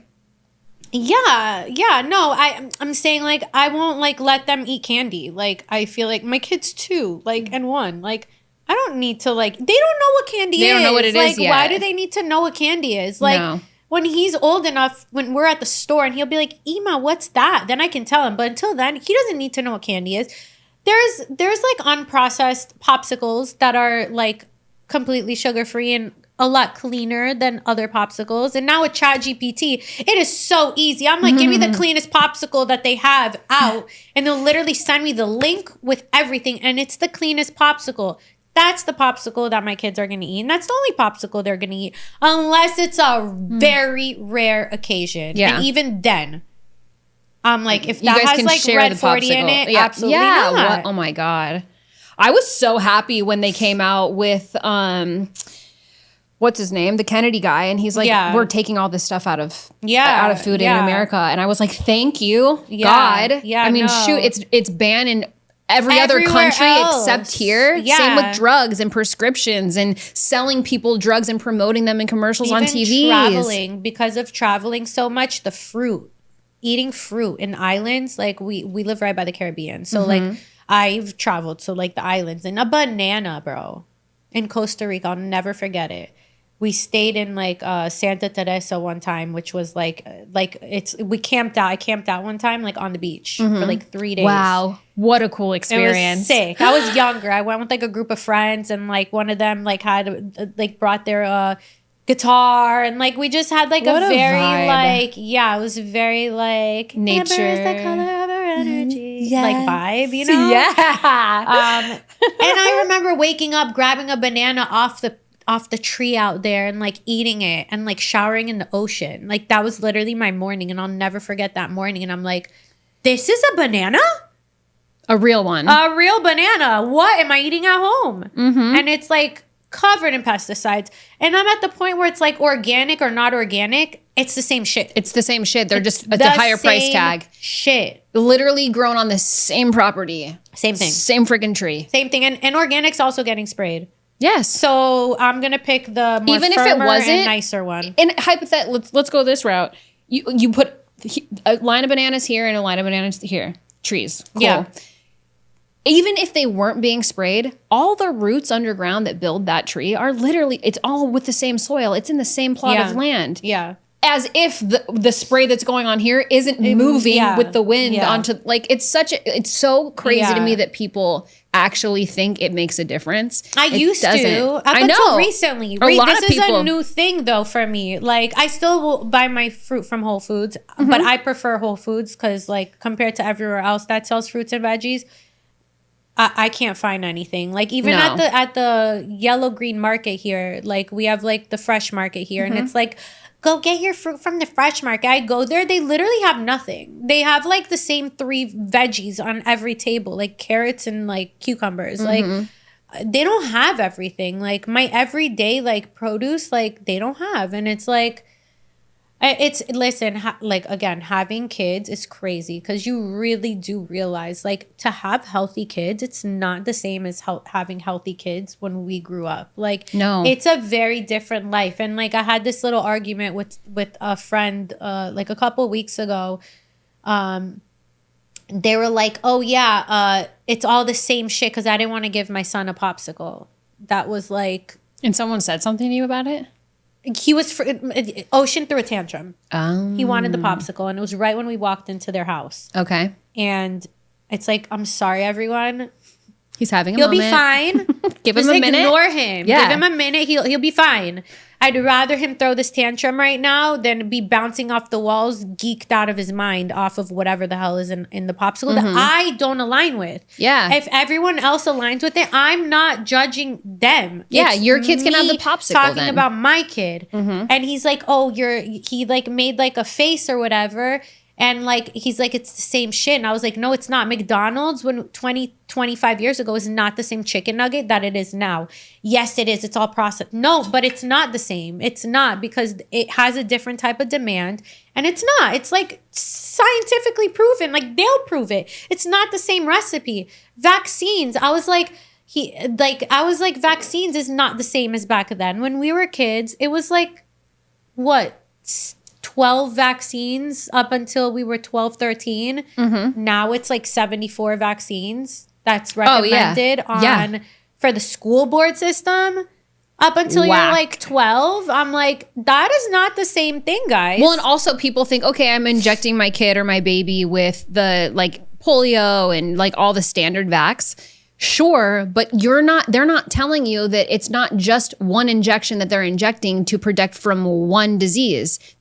Sometimes there's thousands in the same shot that they're giving. It's not just one. But that's the and thing no one thinks to ask because they're telling you the bare minimum. And if you don't ask, they're not going to tell you. That's the thing. It's bananas. It's so much hidden information. Not asking. It's like, because like that was the first thing that I did. Because when we gave birth, you go to the hospital the day after. You go to the doctor the first day after you leave the hospital. You're supposed to go to like the baby's doctor, the pediatrician. And I heard good things about this doctor, so I took him there and whatever. And they're supposed to get their first vaccine like on their 1 month or something. So I asked her, I'm like, hey, I don't want to build a relationship with you until like, are you pro-vax? Like, do I have to go on the exact like schedule? Yeah, if not, you get out. Straight up. I'm like, okay. And the appointment went so well. It was at the end of the appointment. She was walking. I was like, ah. And I was like, wait a second. I'm a new mom. You asked. I'm a new mom. This is like a lot for me right now because I don't know if I want to vaccinate. Maybe I do want to vaccinate. Maybe I want to do a couple of vaccines. Maybe I want to spread them out. My family, before I gave birth, they were like, yeah, I'm so proud of you. You're not going to vaccinate, blah, blah, blah. And then once the baby was here, they were like, are you really not going to vaccinate? Are you sure? And it was like, you literally just praised me and then now you're making me doubt myself. And it's like, now I don't know what the right thing to do is. Again, with the voices in your head or people making decisions for you. And it's just confusing you now. That's a very big decision to make. Especially when you dive deeper and you see like vaccine injuries. And then you start talking about it more. And then you start realizing people their kids got vaccine injured. And the stories that you hear, you're like, oh my God. Literally, and like it can affect you for the rest of your life and you wouldn't even know it. Correct. It could give you allergies to things. What allergies? It can give you immune problems, paralyzed, blind, brain problem. It's seizures. There's no everything. limit to what it can do. Some people don't. Some people, they're fine. I have my own like thought process on what happened to those people that are totally fine. I think some of them are placebos, but like whatever. Like maybe that was a COVID thing that stuck with me because some of the COVID shots were placebos. So like, why would I don't know. I didn't get a shot. No, it's weird. And then thank God we found an amazing doctor, Dr. PJ Goldberg, who's a pediatrician in Cooper City. And he just listened and he let me be the parent and he let me make the decisions on when and how I vaccinate my child. And he never pushed it down my throat. He didn't question me about it. He respected it. And for that, I like bow down to him. And I think he's one of the best pediatricians that like are out there. Yeah. It's a very sticky situation to talk about a couple years ago. But now it's more... Now it's more talked about. The government's talking about it. They also respect the decision on the parents making the decision on what gets put into their bodies. And yeah, my 2 boys are vaccine free. 1 and 2-year-old, thank God. Yeah. And they're not any different from any other kids. Yeah. They're more natural. They're naturally wild beings. They're wild. Mm-hmm. Yeah. They keep you on your toes. Yeah. Love it. They'd be great on Feral. Yeah, they would. They would tear this place apart. They'd be dragging down the curtains. Yep. So, Natalie, you are feral about know-it-alls. So basically people who are inauthentically confident or overconfident in a fake way, maybe. It's a good way to put it. Right? Because they're beefing up their confidence, but they actually don't know shit about what they're talking about. Right. Who likes a person like that? I don't. Yeah, I don't. No. I don't. Please. I didn't know I don't until I met one. Yeah? Because I just feel like... I feel like people who have given up on being curious or can't admit that they don't know something or they're not curious about a certain thing, person, topic, place, whatever, you're a dud for a person already. I'm the most curious person. I love asking questions. Same. You know, like I love trying new things, new experiences. Same. Like I don't know, and I have no problem saying I don't know. Yeah. So not fan of know-it-alls. I think I'm with you on this page. Yeah. So let's get feral about it. Yeah, no, I feel like what's gotten the most successful people like to their point and where they are is because they are the opposite of a know-it-all. You have to ask questions. You have to learn. Having mentorships, talking to people who have been there, like. But then there's like those like few people that come into the picture and they're like, no matter what you say, they're like the toppers. Mm-hmm. You know? They have to one up you, even if it's not true. Yes, dude. If you white lie me on a one up because you're that insecure, why? I'll never be your friend. That's what I'm saying. Like, why? Ever. Like, you've done things that I haven't done. I've done things you haven't done. Why do you have to everything I say? You like? It's a competition. Oh, but I know someone better than that. Ew. Or I've been there and I've done this when I was there, and it's like, okay, bitch, like. Ew. Good for you. Like, no one asked, actually. Just shut up. Yeah. You want to keep going? Like, tell me more. Enlighten me. Like, 100%. It is just like, especially like people that are younger than me. Mm-hmm. And I'm just like. You haven't even had that much life experience yet. So what are you saying? Like, what? And why? Yeah. I wonder with people like that, there's got to be such a level of deep insecurity that came from that. Why do you feel like you have to one up someone or be better than someone? Like, why do you dislike yourself that much that pretending to be better than someone else would make you feel better? That's got to, in the end, make you feel worse because you're not even being honest with yourself now, let alone the people that you're telling all of this to. Yeah, like, I didn't know. Like, I feel like you're, like, nailing it because like I didn't understand why. Like I understand people really well. Yeah, I'm like why? Like what's the point? Like what does it give you? Like it doesn't give you any more kudo points. Like there's something else that's just another pet peeve that just popped up. Oh, give it. It's tea time. We're spilling the tea. Yes. Yeah. No. Like it's feral for a reason. You'll be good. You don't have to name drop. No, it's not name dropping. Damn, I don't know if I should go there. Like aliens. Woo! We're coming out. No, I don't know. I just like just being at the right table, honestly, is everything. Mm-hmm. And being able to adjust to the room you're in is everything. Yes.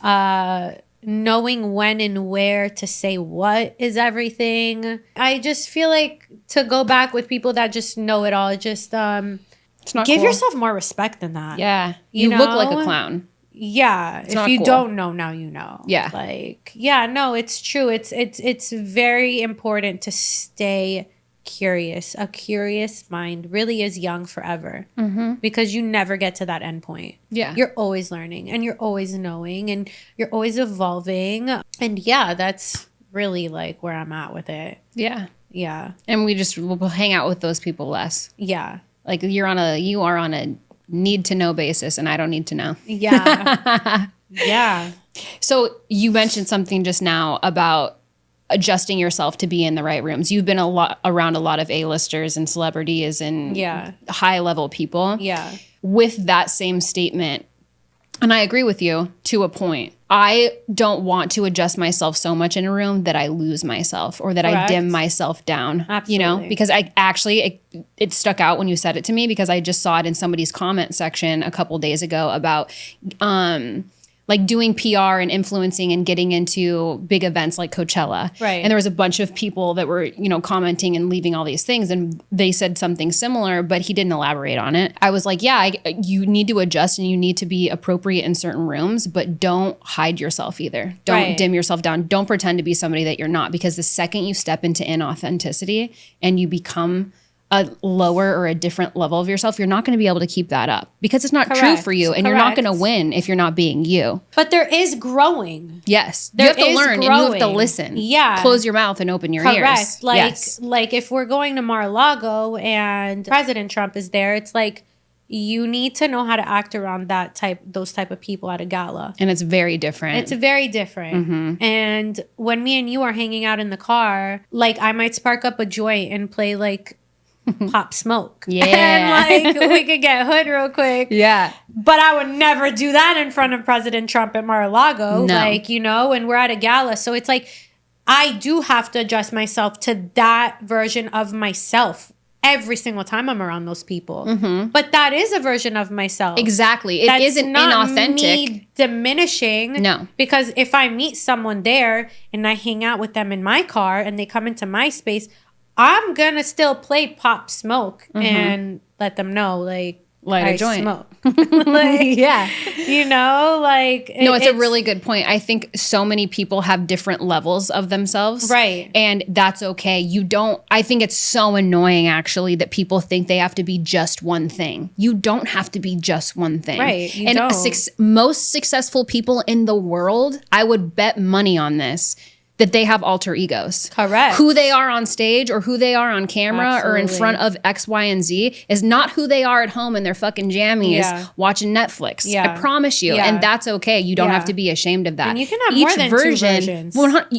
I'm an octagon. I'm like an octopus. There's probably 12 different versions of me and I don't know which one you're getting. It depends on how I wake up that morning. But all of them are true for me. Right. It depends on the frequency that I'm vibing on in that moment. Yeah. You know? Yeah. Which is very important because like you said, like you don't want to be your inauthentic self.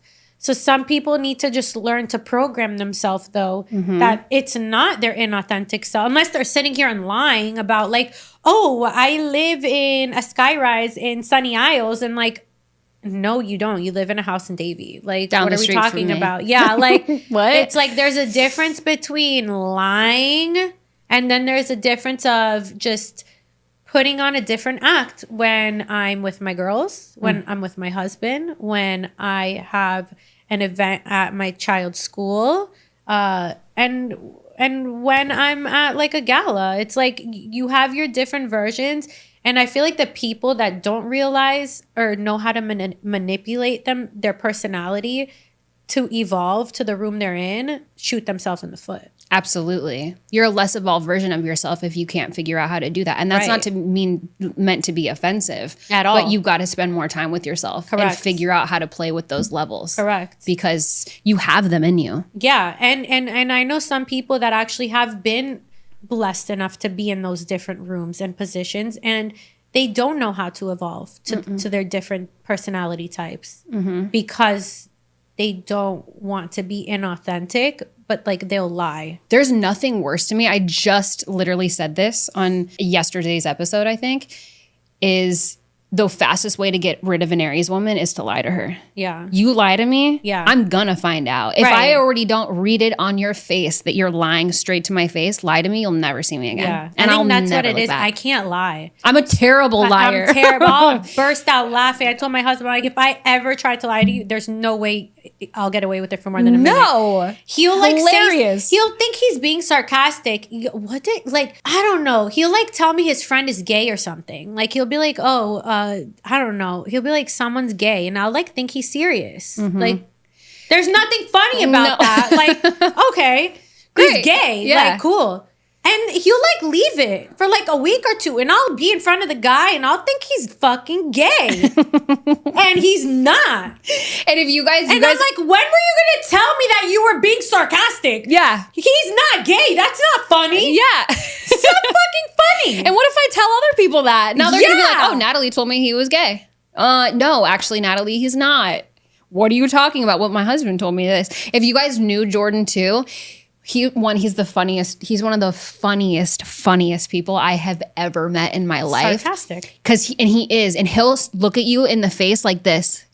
And he'll tell you something dead ass serious. Like he means it he says it with his chest and he's telling the truth. He's not. He is not lying. He's just sarcastic. He's so good at it. He's very good at it. He could say the funniest thing in the world. He won't smile. He won't crack. His face will look exactly the same. Like he's telling you Bible shit. Like it's the most impressive sense of humor I've seen. We hosted a Passover dinner at our house last week or whatever, 2 weeks ago. And we're in like the family chat or something, and his brother asked him, or I don't know, at work, his brother asked him like, oh, what time tonight, or what time like are we supposed to come? And like his brother has like, he just got married. His brother just got married, so he has like, oh, congrats. Thanks. Yeah. So he has his wife's family in town, so it's like 8 of them, literally. Wow.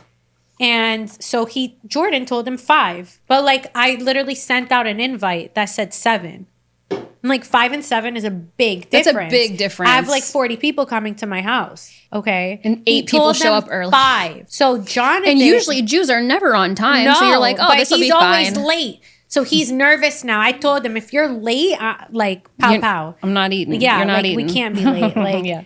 So he like writes in the chat, like literally 30 minutes before, I'll see you guys soon.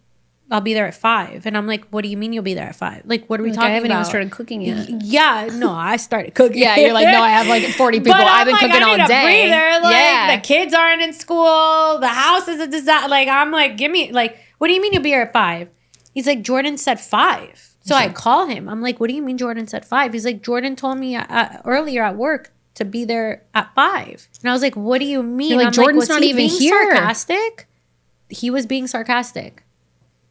I'm telling you, this man, he's serious. How is that everything funny? He says. It's not. What is funny about? I'm like, where is this funny in the sarcasm? Is it supposed to be funny? Because I don't get it. Yeah. I don't get it. Love him to death. This is what it is. He's like, I'm going to rile up my wife today. I'm going to say 5 o'clock. I don't think that was his intention. He probably forgets too. He probably says stupid shit and he doesn't even remember that he said it. And then these are the things that happen. You were kidding? At what point are you going to tell him? Oh my God. So yeah, sarcasm. Gotta love it. Yeah. I don't know if you want to touch on this, but or if maybe you just wanted to brief on what we just spoke about. But you've been around a lot of A-listers and celebrities and stuff like that with your art and with work and evolving and growing. So is there any experiences or topics you would like to hit on that for our listeners? I feel like the next talk we have, we can like go deeper we can into go the art. Because you know Natalie's there's like coming back. A lot of like different stories of like handing off paintings to different celebrities. We could do like a whole, like good, amazing experience, shitty experiences. I mean, I've done celebrity artwork, commissions, my own ideas of artists that inspire me, that I've gotten artwork to. So yeah, I feel like that's a whole another topic. It's a whole episode that we'll dive into. Tears in that one, and there's some of the best moments that literally catapulted my career in the art world. Wow. Yeah. That's amazing. Well, you guys have to stay tuned then, because we're going to talk about it in the future when Natalie comes back. I'll say one. I'll just throw one name out there. Sure. Of the best experience that I had with my favorite rapper of all time. He is also the greatest rapper of all time, Lil Wayne. Really? Yeah. Oh my God. I bet he is so cool in real life. He's really cool. I imagine him being like the nicest, coolest, most down-to-earth dude ever. Yeah. Big fan. I'm a big fan. So that was like, and anyone that knows me, like, since like middle school, since 11 years old, knows like what a big Wayne fan I am. So that was by far one of the best art experiences that I've had. That is so we cool. can go into details about that next time. But Yes. I just want to shout him out because Shout out Lil Wayne. Yeah, he really did put me on the map. It was like my first painting I think that I ever let go of was to Lil Wayne. Really? Yeah, like legit. That is so cool. Yeah. So what an experience. Nice. Yeah. Oh my gosh, we can't wait to hear all about it. A better painting now because that was like my first. The beginning? Yeah. Like, we can get him something better. Yeah, we can do something new for you. Yeah. So just a couple questions left and then we're going to jump off here for you guys. You get to ask me anything. One question can be anything that you want. Before you ask me your question, I ask every single guest this. Okay. It's a fun one. It's not intense, so don't worry. Death row meal. It's over for you. They're gonna death or a meal? Death row meal. So when you're on death row, they give you one last meal and you get to pick whatever you want. They used to. I don't even know if they do that anymore. But you get to be very creative with it. Can be from anywhere, any country, any restaurant, any place. Home cooked, doesn't matter. Ooh, okay. Like this is hypothetical. You're getting whatever you want. It's going to be the last meal that you eat before you meet your maker. Yeah. What's it going to be? First thing came right to mind. I was in Israel for birthright. Oh, very cool. And we got to go to the Bedouin tents, which was like in the desert. It's like a culture of it's their culture. It's like a group of people that like live in tents in the deserts of Israel. Mm-hmm. And we got to sleep there for 2 nights or 1 night, 2 nights, whatever. And like we slept there. And that night we had dinner. There's like no electricity. It's like we're in the tents. The stargaze is out of this Oh my gosh, world. I can imagine. Like, you're in the desert, not like outside. We're nowhere near any city. Like you see everything. Like you can see the like what is that called? Like the Milky Way. What is that? The Milky Way. Nebulas. Yeah. You could see like the nebulas. Like you can't see it anywhere in Florida. Like there's for sure not. Or in the U.S. Like I can't imagine. So we had a meal there for dinner.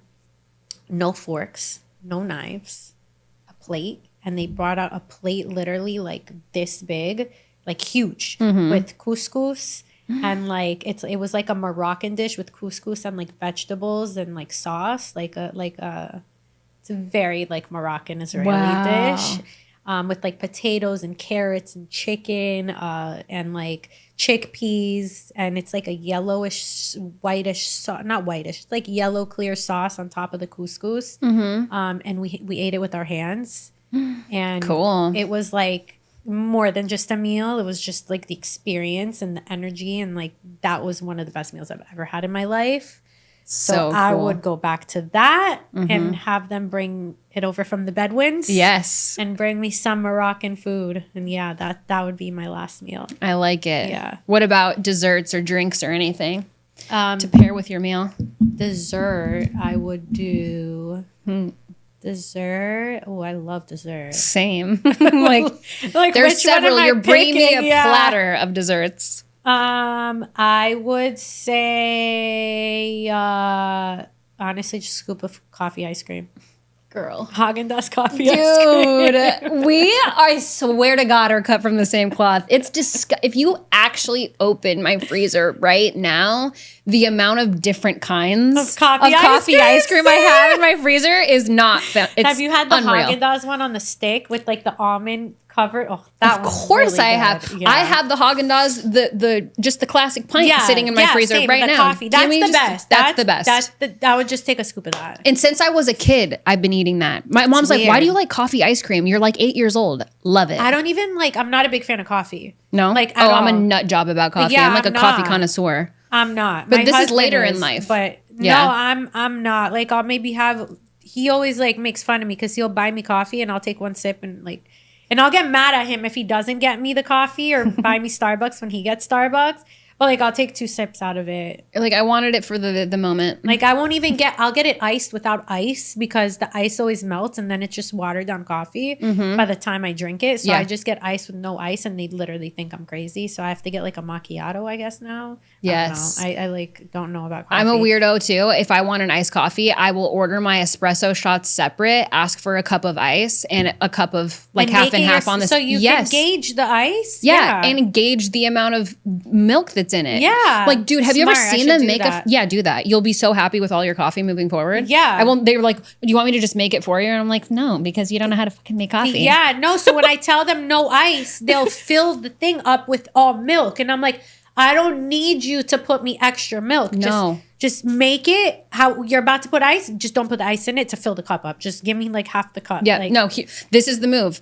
Double shot of espresso. Yeah. Order double shot of espresso. Can I get a cup of ice filled to the top? And a side of half and half, whole milk, almond milk, whatever milk that you want on the side. They'll give you literally like a shot, just like an espresso shot, filled with whatever dairy you want or non-dairy. Your 2 shots of espresso. Pour the espresso in first. I'm doing that. And pour it on the side. Don't pour it over the top because you're going to melt it, the ice. Yes. Pour it on the side so it slides down the side. Yeah, then you put the cup up right. Then you add the milk as much as you want, which usually is not that much, especially with 2 shots of espresso. So then it actually tastes like coffee, not like milk. Yeah. And then you mix it and there's still ice left at the top. So it never melts down because it's perfectly cold.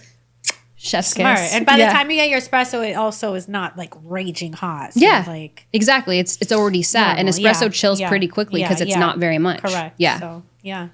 Now you know. The more you know. You're welcome. I'm gonna have Jordan now come home with 3 different cups for me. Yeah, you're like pain in the ass right here. I'm already a pain in the ass. That now. Yeah, he's gonna be like, what have you done? Why did you go on the Feral podcast? You're not allowed to hang out with Savannah anymore. That's it. I got a new shopping app. I got a new coffee. I got the whole thing down in pat. That's it. Yep. Here we go. Yep. All right. Now you get to ask me a question. You can ask me anything that you want. I'm gonna get weird. Get weird. Ooh, I like weird. Because like I feel like you brought it up, but we didn't like talk about it. Okay. So I'm like, why'd you bring it up? Oh, and just what did I bring empty. up? What did I say? I'm always putting my foot in my mouth. Yeah, Let's you go. did. You like kind of just because I've been thinking about it the whole time. I'm like, she just brought it up and just skipped right past it onto 20, 30 other topics. Yes. Oh, I'm excited now. You said aliens? I love aliens. Do you? Yeah, I do. Like, but like, why? Like, what made you a believer? I've always believed in aliens since I was a kid because I think my train of thought as a child was it's so selfish for us to believe that we are the only life form in the galaxy or in the planet in the universe. That makes zero sense. I'm such a conspiracy theorist, so I have dove into all the areas. I think that we are genetically modified based on our DNA. It doesn't look the same as it did many, many years ago. Our chromosomes have literally changed because they've been altered. Like, do you think we were giants? I think giants exist. I don't think I was a giant. Not we. I'm saying our species. You're saying that we altered DNA. Do you think it was from the giants that got altered? Yeah, I think that there were giants for sure on Earth. There's small people, there's giant people, there's so many different types. I think they killed off the giants also. I don't know why. I never met a giant, so maybe they're mean, maybe they like eat people. Like, I don't know. It's probably not like the storybooks, but I know for sure that they existed. I also oh my God, we're definitely doing a whole alien podcast. Just me and Natalie. You can bring it up because we we won't do it today, but we'll do a whole one. But like, have you had yes, it's very small-minded to think we're the only ones here, and like then it goes into like the Earth being flat, living in a simulation. There's so many different ways we can go about it. I think that we signed a contract. Have you seen anything that just threw you off, like all the way off? Have you seen anything? Have I seen? Well, one time I was driving home, and someone can literally verify this story.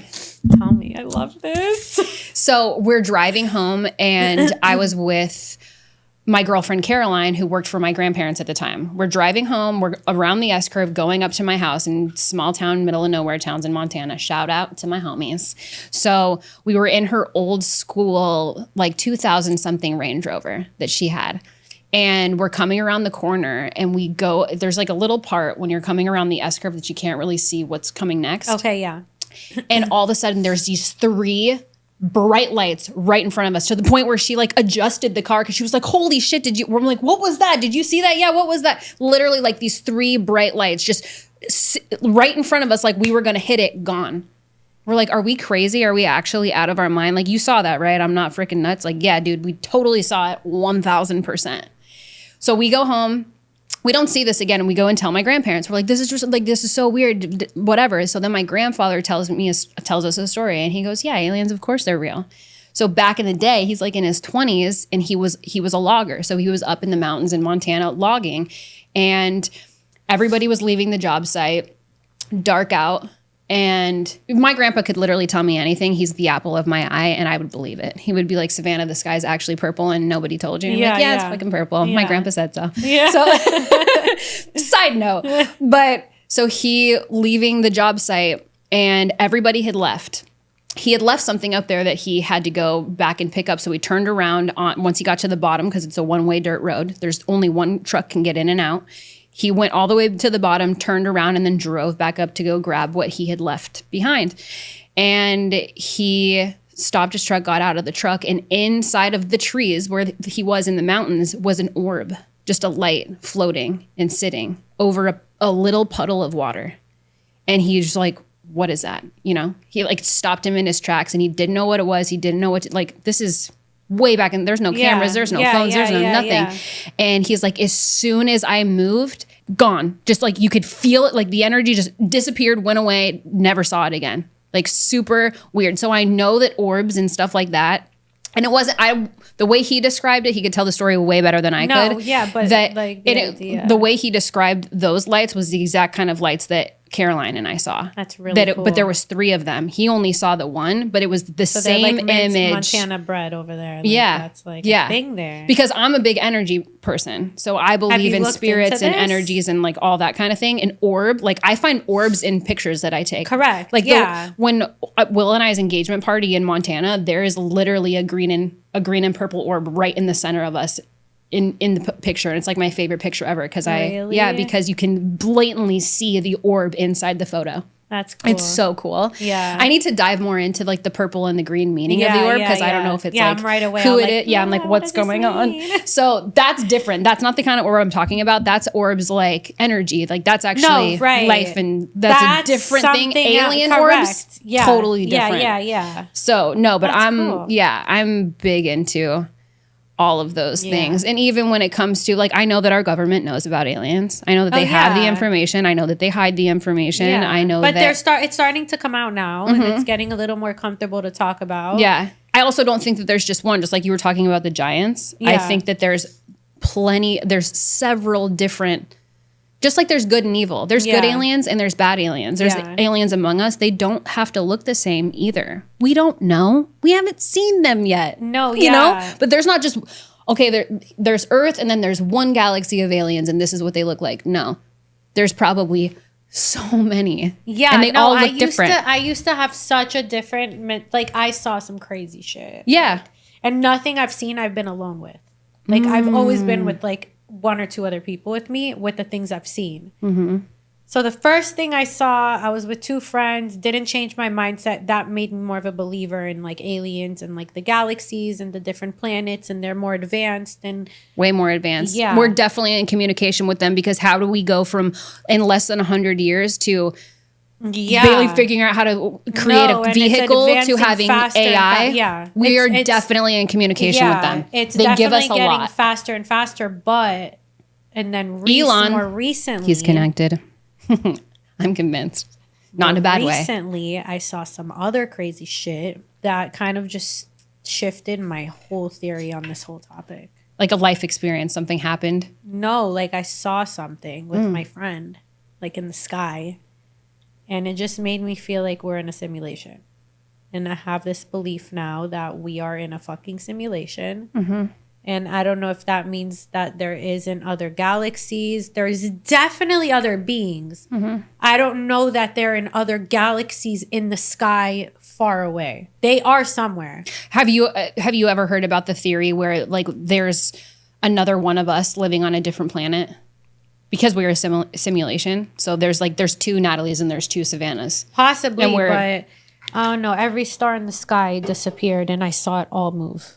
Every single star, every single constellation, every single thing moved in front of my eyes. I was with my best friend, Erica. Still my best friend, talked to her all the time. And that just kind of fucked my brain up because like I literally saw every motherfucking star in the sky move. shoot to the point there wasn't a single star in the sky with no clouds. No, it doesn't That's make wild. Yeah, it doesn't make sense. That's wild. Yeah, and it was right when Jordan's been wanting to see something because like he believes like the things I've seen many things. Mm-hmm. So he just left the house when we're sitting on the balcony and this whole thing started, and I told him like, yo, pull over right now and just look up and tell me if you see what I'm seeing. She even FaceTimed her friend in Boca. We were in Davie. She FaceTimed her friend in Boca and she saw the same thing. Oh my God, but next time this happens, you better call me. It was nowhere in the news, nowhere on the internet. Nowhere, oh, no, of course not. Nowhere. No. That's wild. Nowhere. And then the next day, everything was back to being normal. Like all the stars were back, like everything was normal. Or like seeing 2 moons. No, I didn't do I don't think the moon is real. Yeah, something with the moon is weird. I don't think the moon is real. I also don't think we landed on the moon. So I saw this thing how the moon is like a reflection of the earth. Like if you look at the the moon has like lighter and darker spots. Yeah, the dark side of the moon. Yeah. Not the dark side of the moon. How it has like dark. It has like the thing on the bottom, and it like it's not all just one solid white. It's like different shades of white. Yeah. It's a reflection of the earth. Mm-hmm. Like the water is the lighter parts, the lighter white, and the darker white on it is like the land. It's literally a reflection. If you look at a picture of the moon, like a good close-up picture, it's literally like it looks like earth, but like white. Yeah. It's like weird. Something with the moon. Definitely the landing didn't happen. Yeah, like, for sure not. Like I wish that it did. I think it's super cool, but I think that was marketing and publicity by America and very good. For the fucking win. Very good. They're like, we're gonna make it to the moon before Russia. Watch this. Yeah. Sell that shit. All right, here we go. Like I'm not against what happened. I just don't think it happened. Was a seed, because like Neil A backwards is alien, and it was like a plot. It was like a seed. Interesting. Very interesting. Yeah. Yeah, it's a whole nother topic. Seriously, we could talk about aliens for days because I could go down, and we will. That'll be our next episode. We'll get really into it because there's so many. Vibes. Yeah. There's so many avenues. I have gone down that rabbit hole so many times. There's so much, and it's all cool to me. Like it's the most fascinating, interesting thing. I couldn't leave the room for like a month with one of the things that happened to me. Really? Yeah, I feel like I don't know what they want from me, but maybe I'm an alien. I don't know. My mom says like, I don't know. My mom tells me crazy shit about how I was conceived. I'm like, dude, what what are we saying? Are you trying to tell me something? What's going on? Yeah, like. What do you mean? Like, what? Yeah, so I don't know, but crazy shit, like handwritten letters, like crazy shit with proverbs from the Bible in there. Like crazy shit. Wild. I didn't even know what proverbs were. I've never opened a Bible in my life. Yeah. Like, yeah. That's cool. Yeah. That's insane. really special. Like mental shit. Yeah. Yeah. Like, but I'm still there. Yeah. Still there. She's ultra connected. Yeah.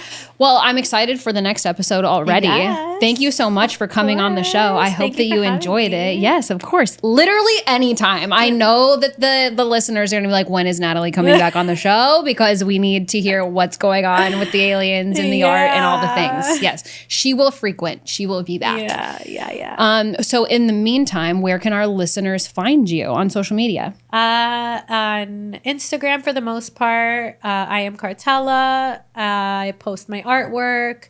I will be launching my jewelry line very soon that we didn't touch up on, but maybe next time I can bring some pieces and show everyone. And yeah, I have Cartella's Archives, which I post all my archived work from the past, the present, and future projects that I'll be working on. And yeah, everything's honestly through Instagram and my website. Perfect. I will link it in the show notes below. You guys know what to do. If you don't follow the show already, follow at Feral the podcast across all platforms. If you guys want to follow me personally, you can follow me at Savana_Montana. Don't forget to like, subscribe, comment below, send questions, even if they're for Natalie, because she's going to be back. Go ahead and send some questions in.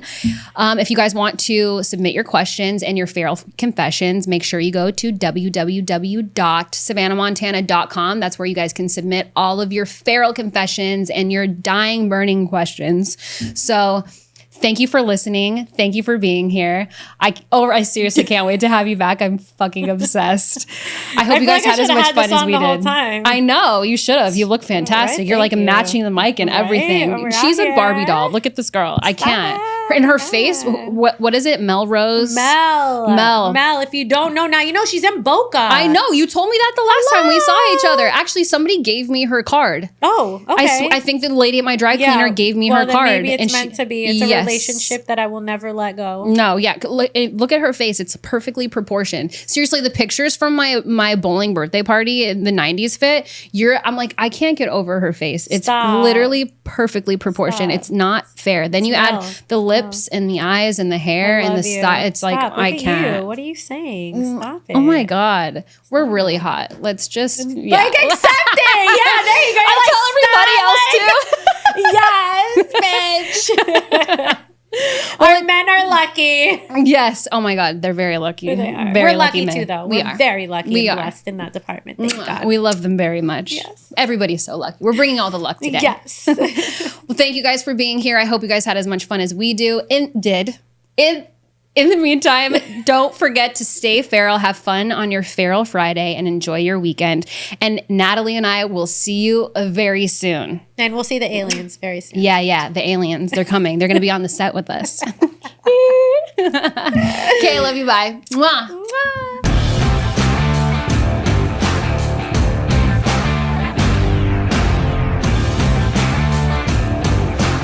Let me tell you who the fuck I think I am. You got a minute? Wow.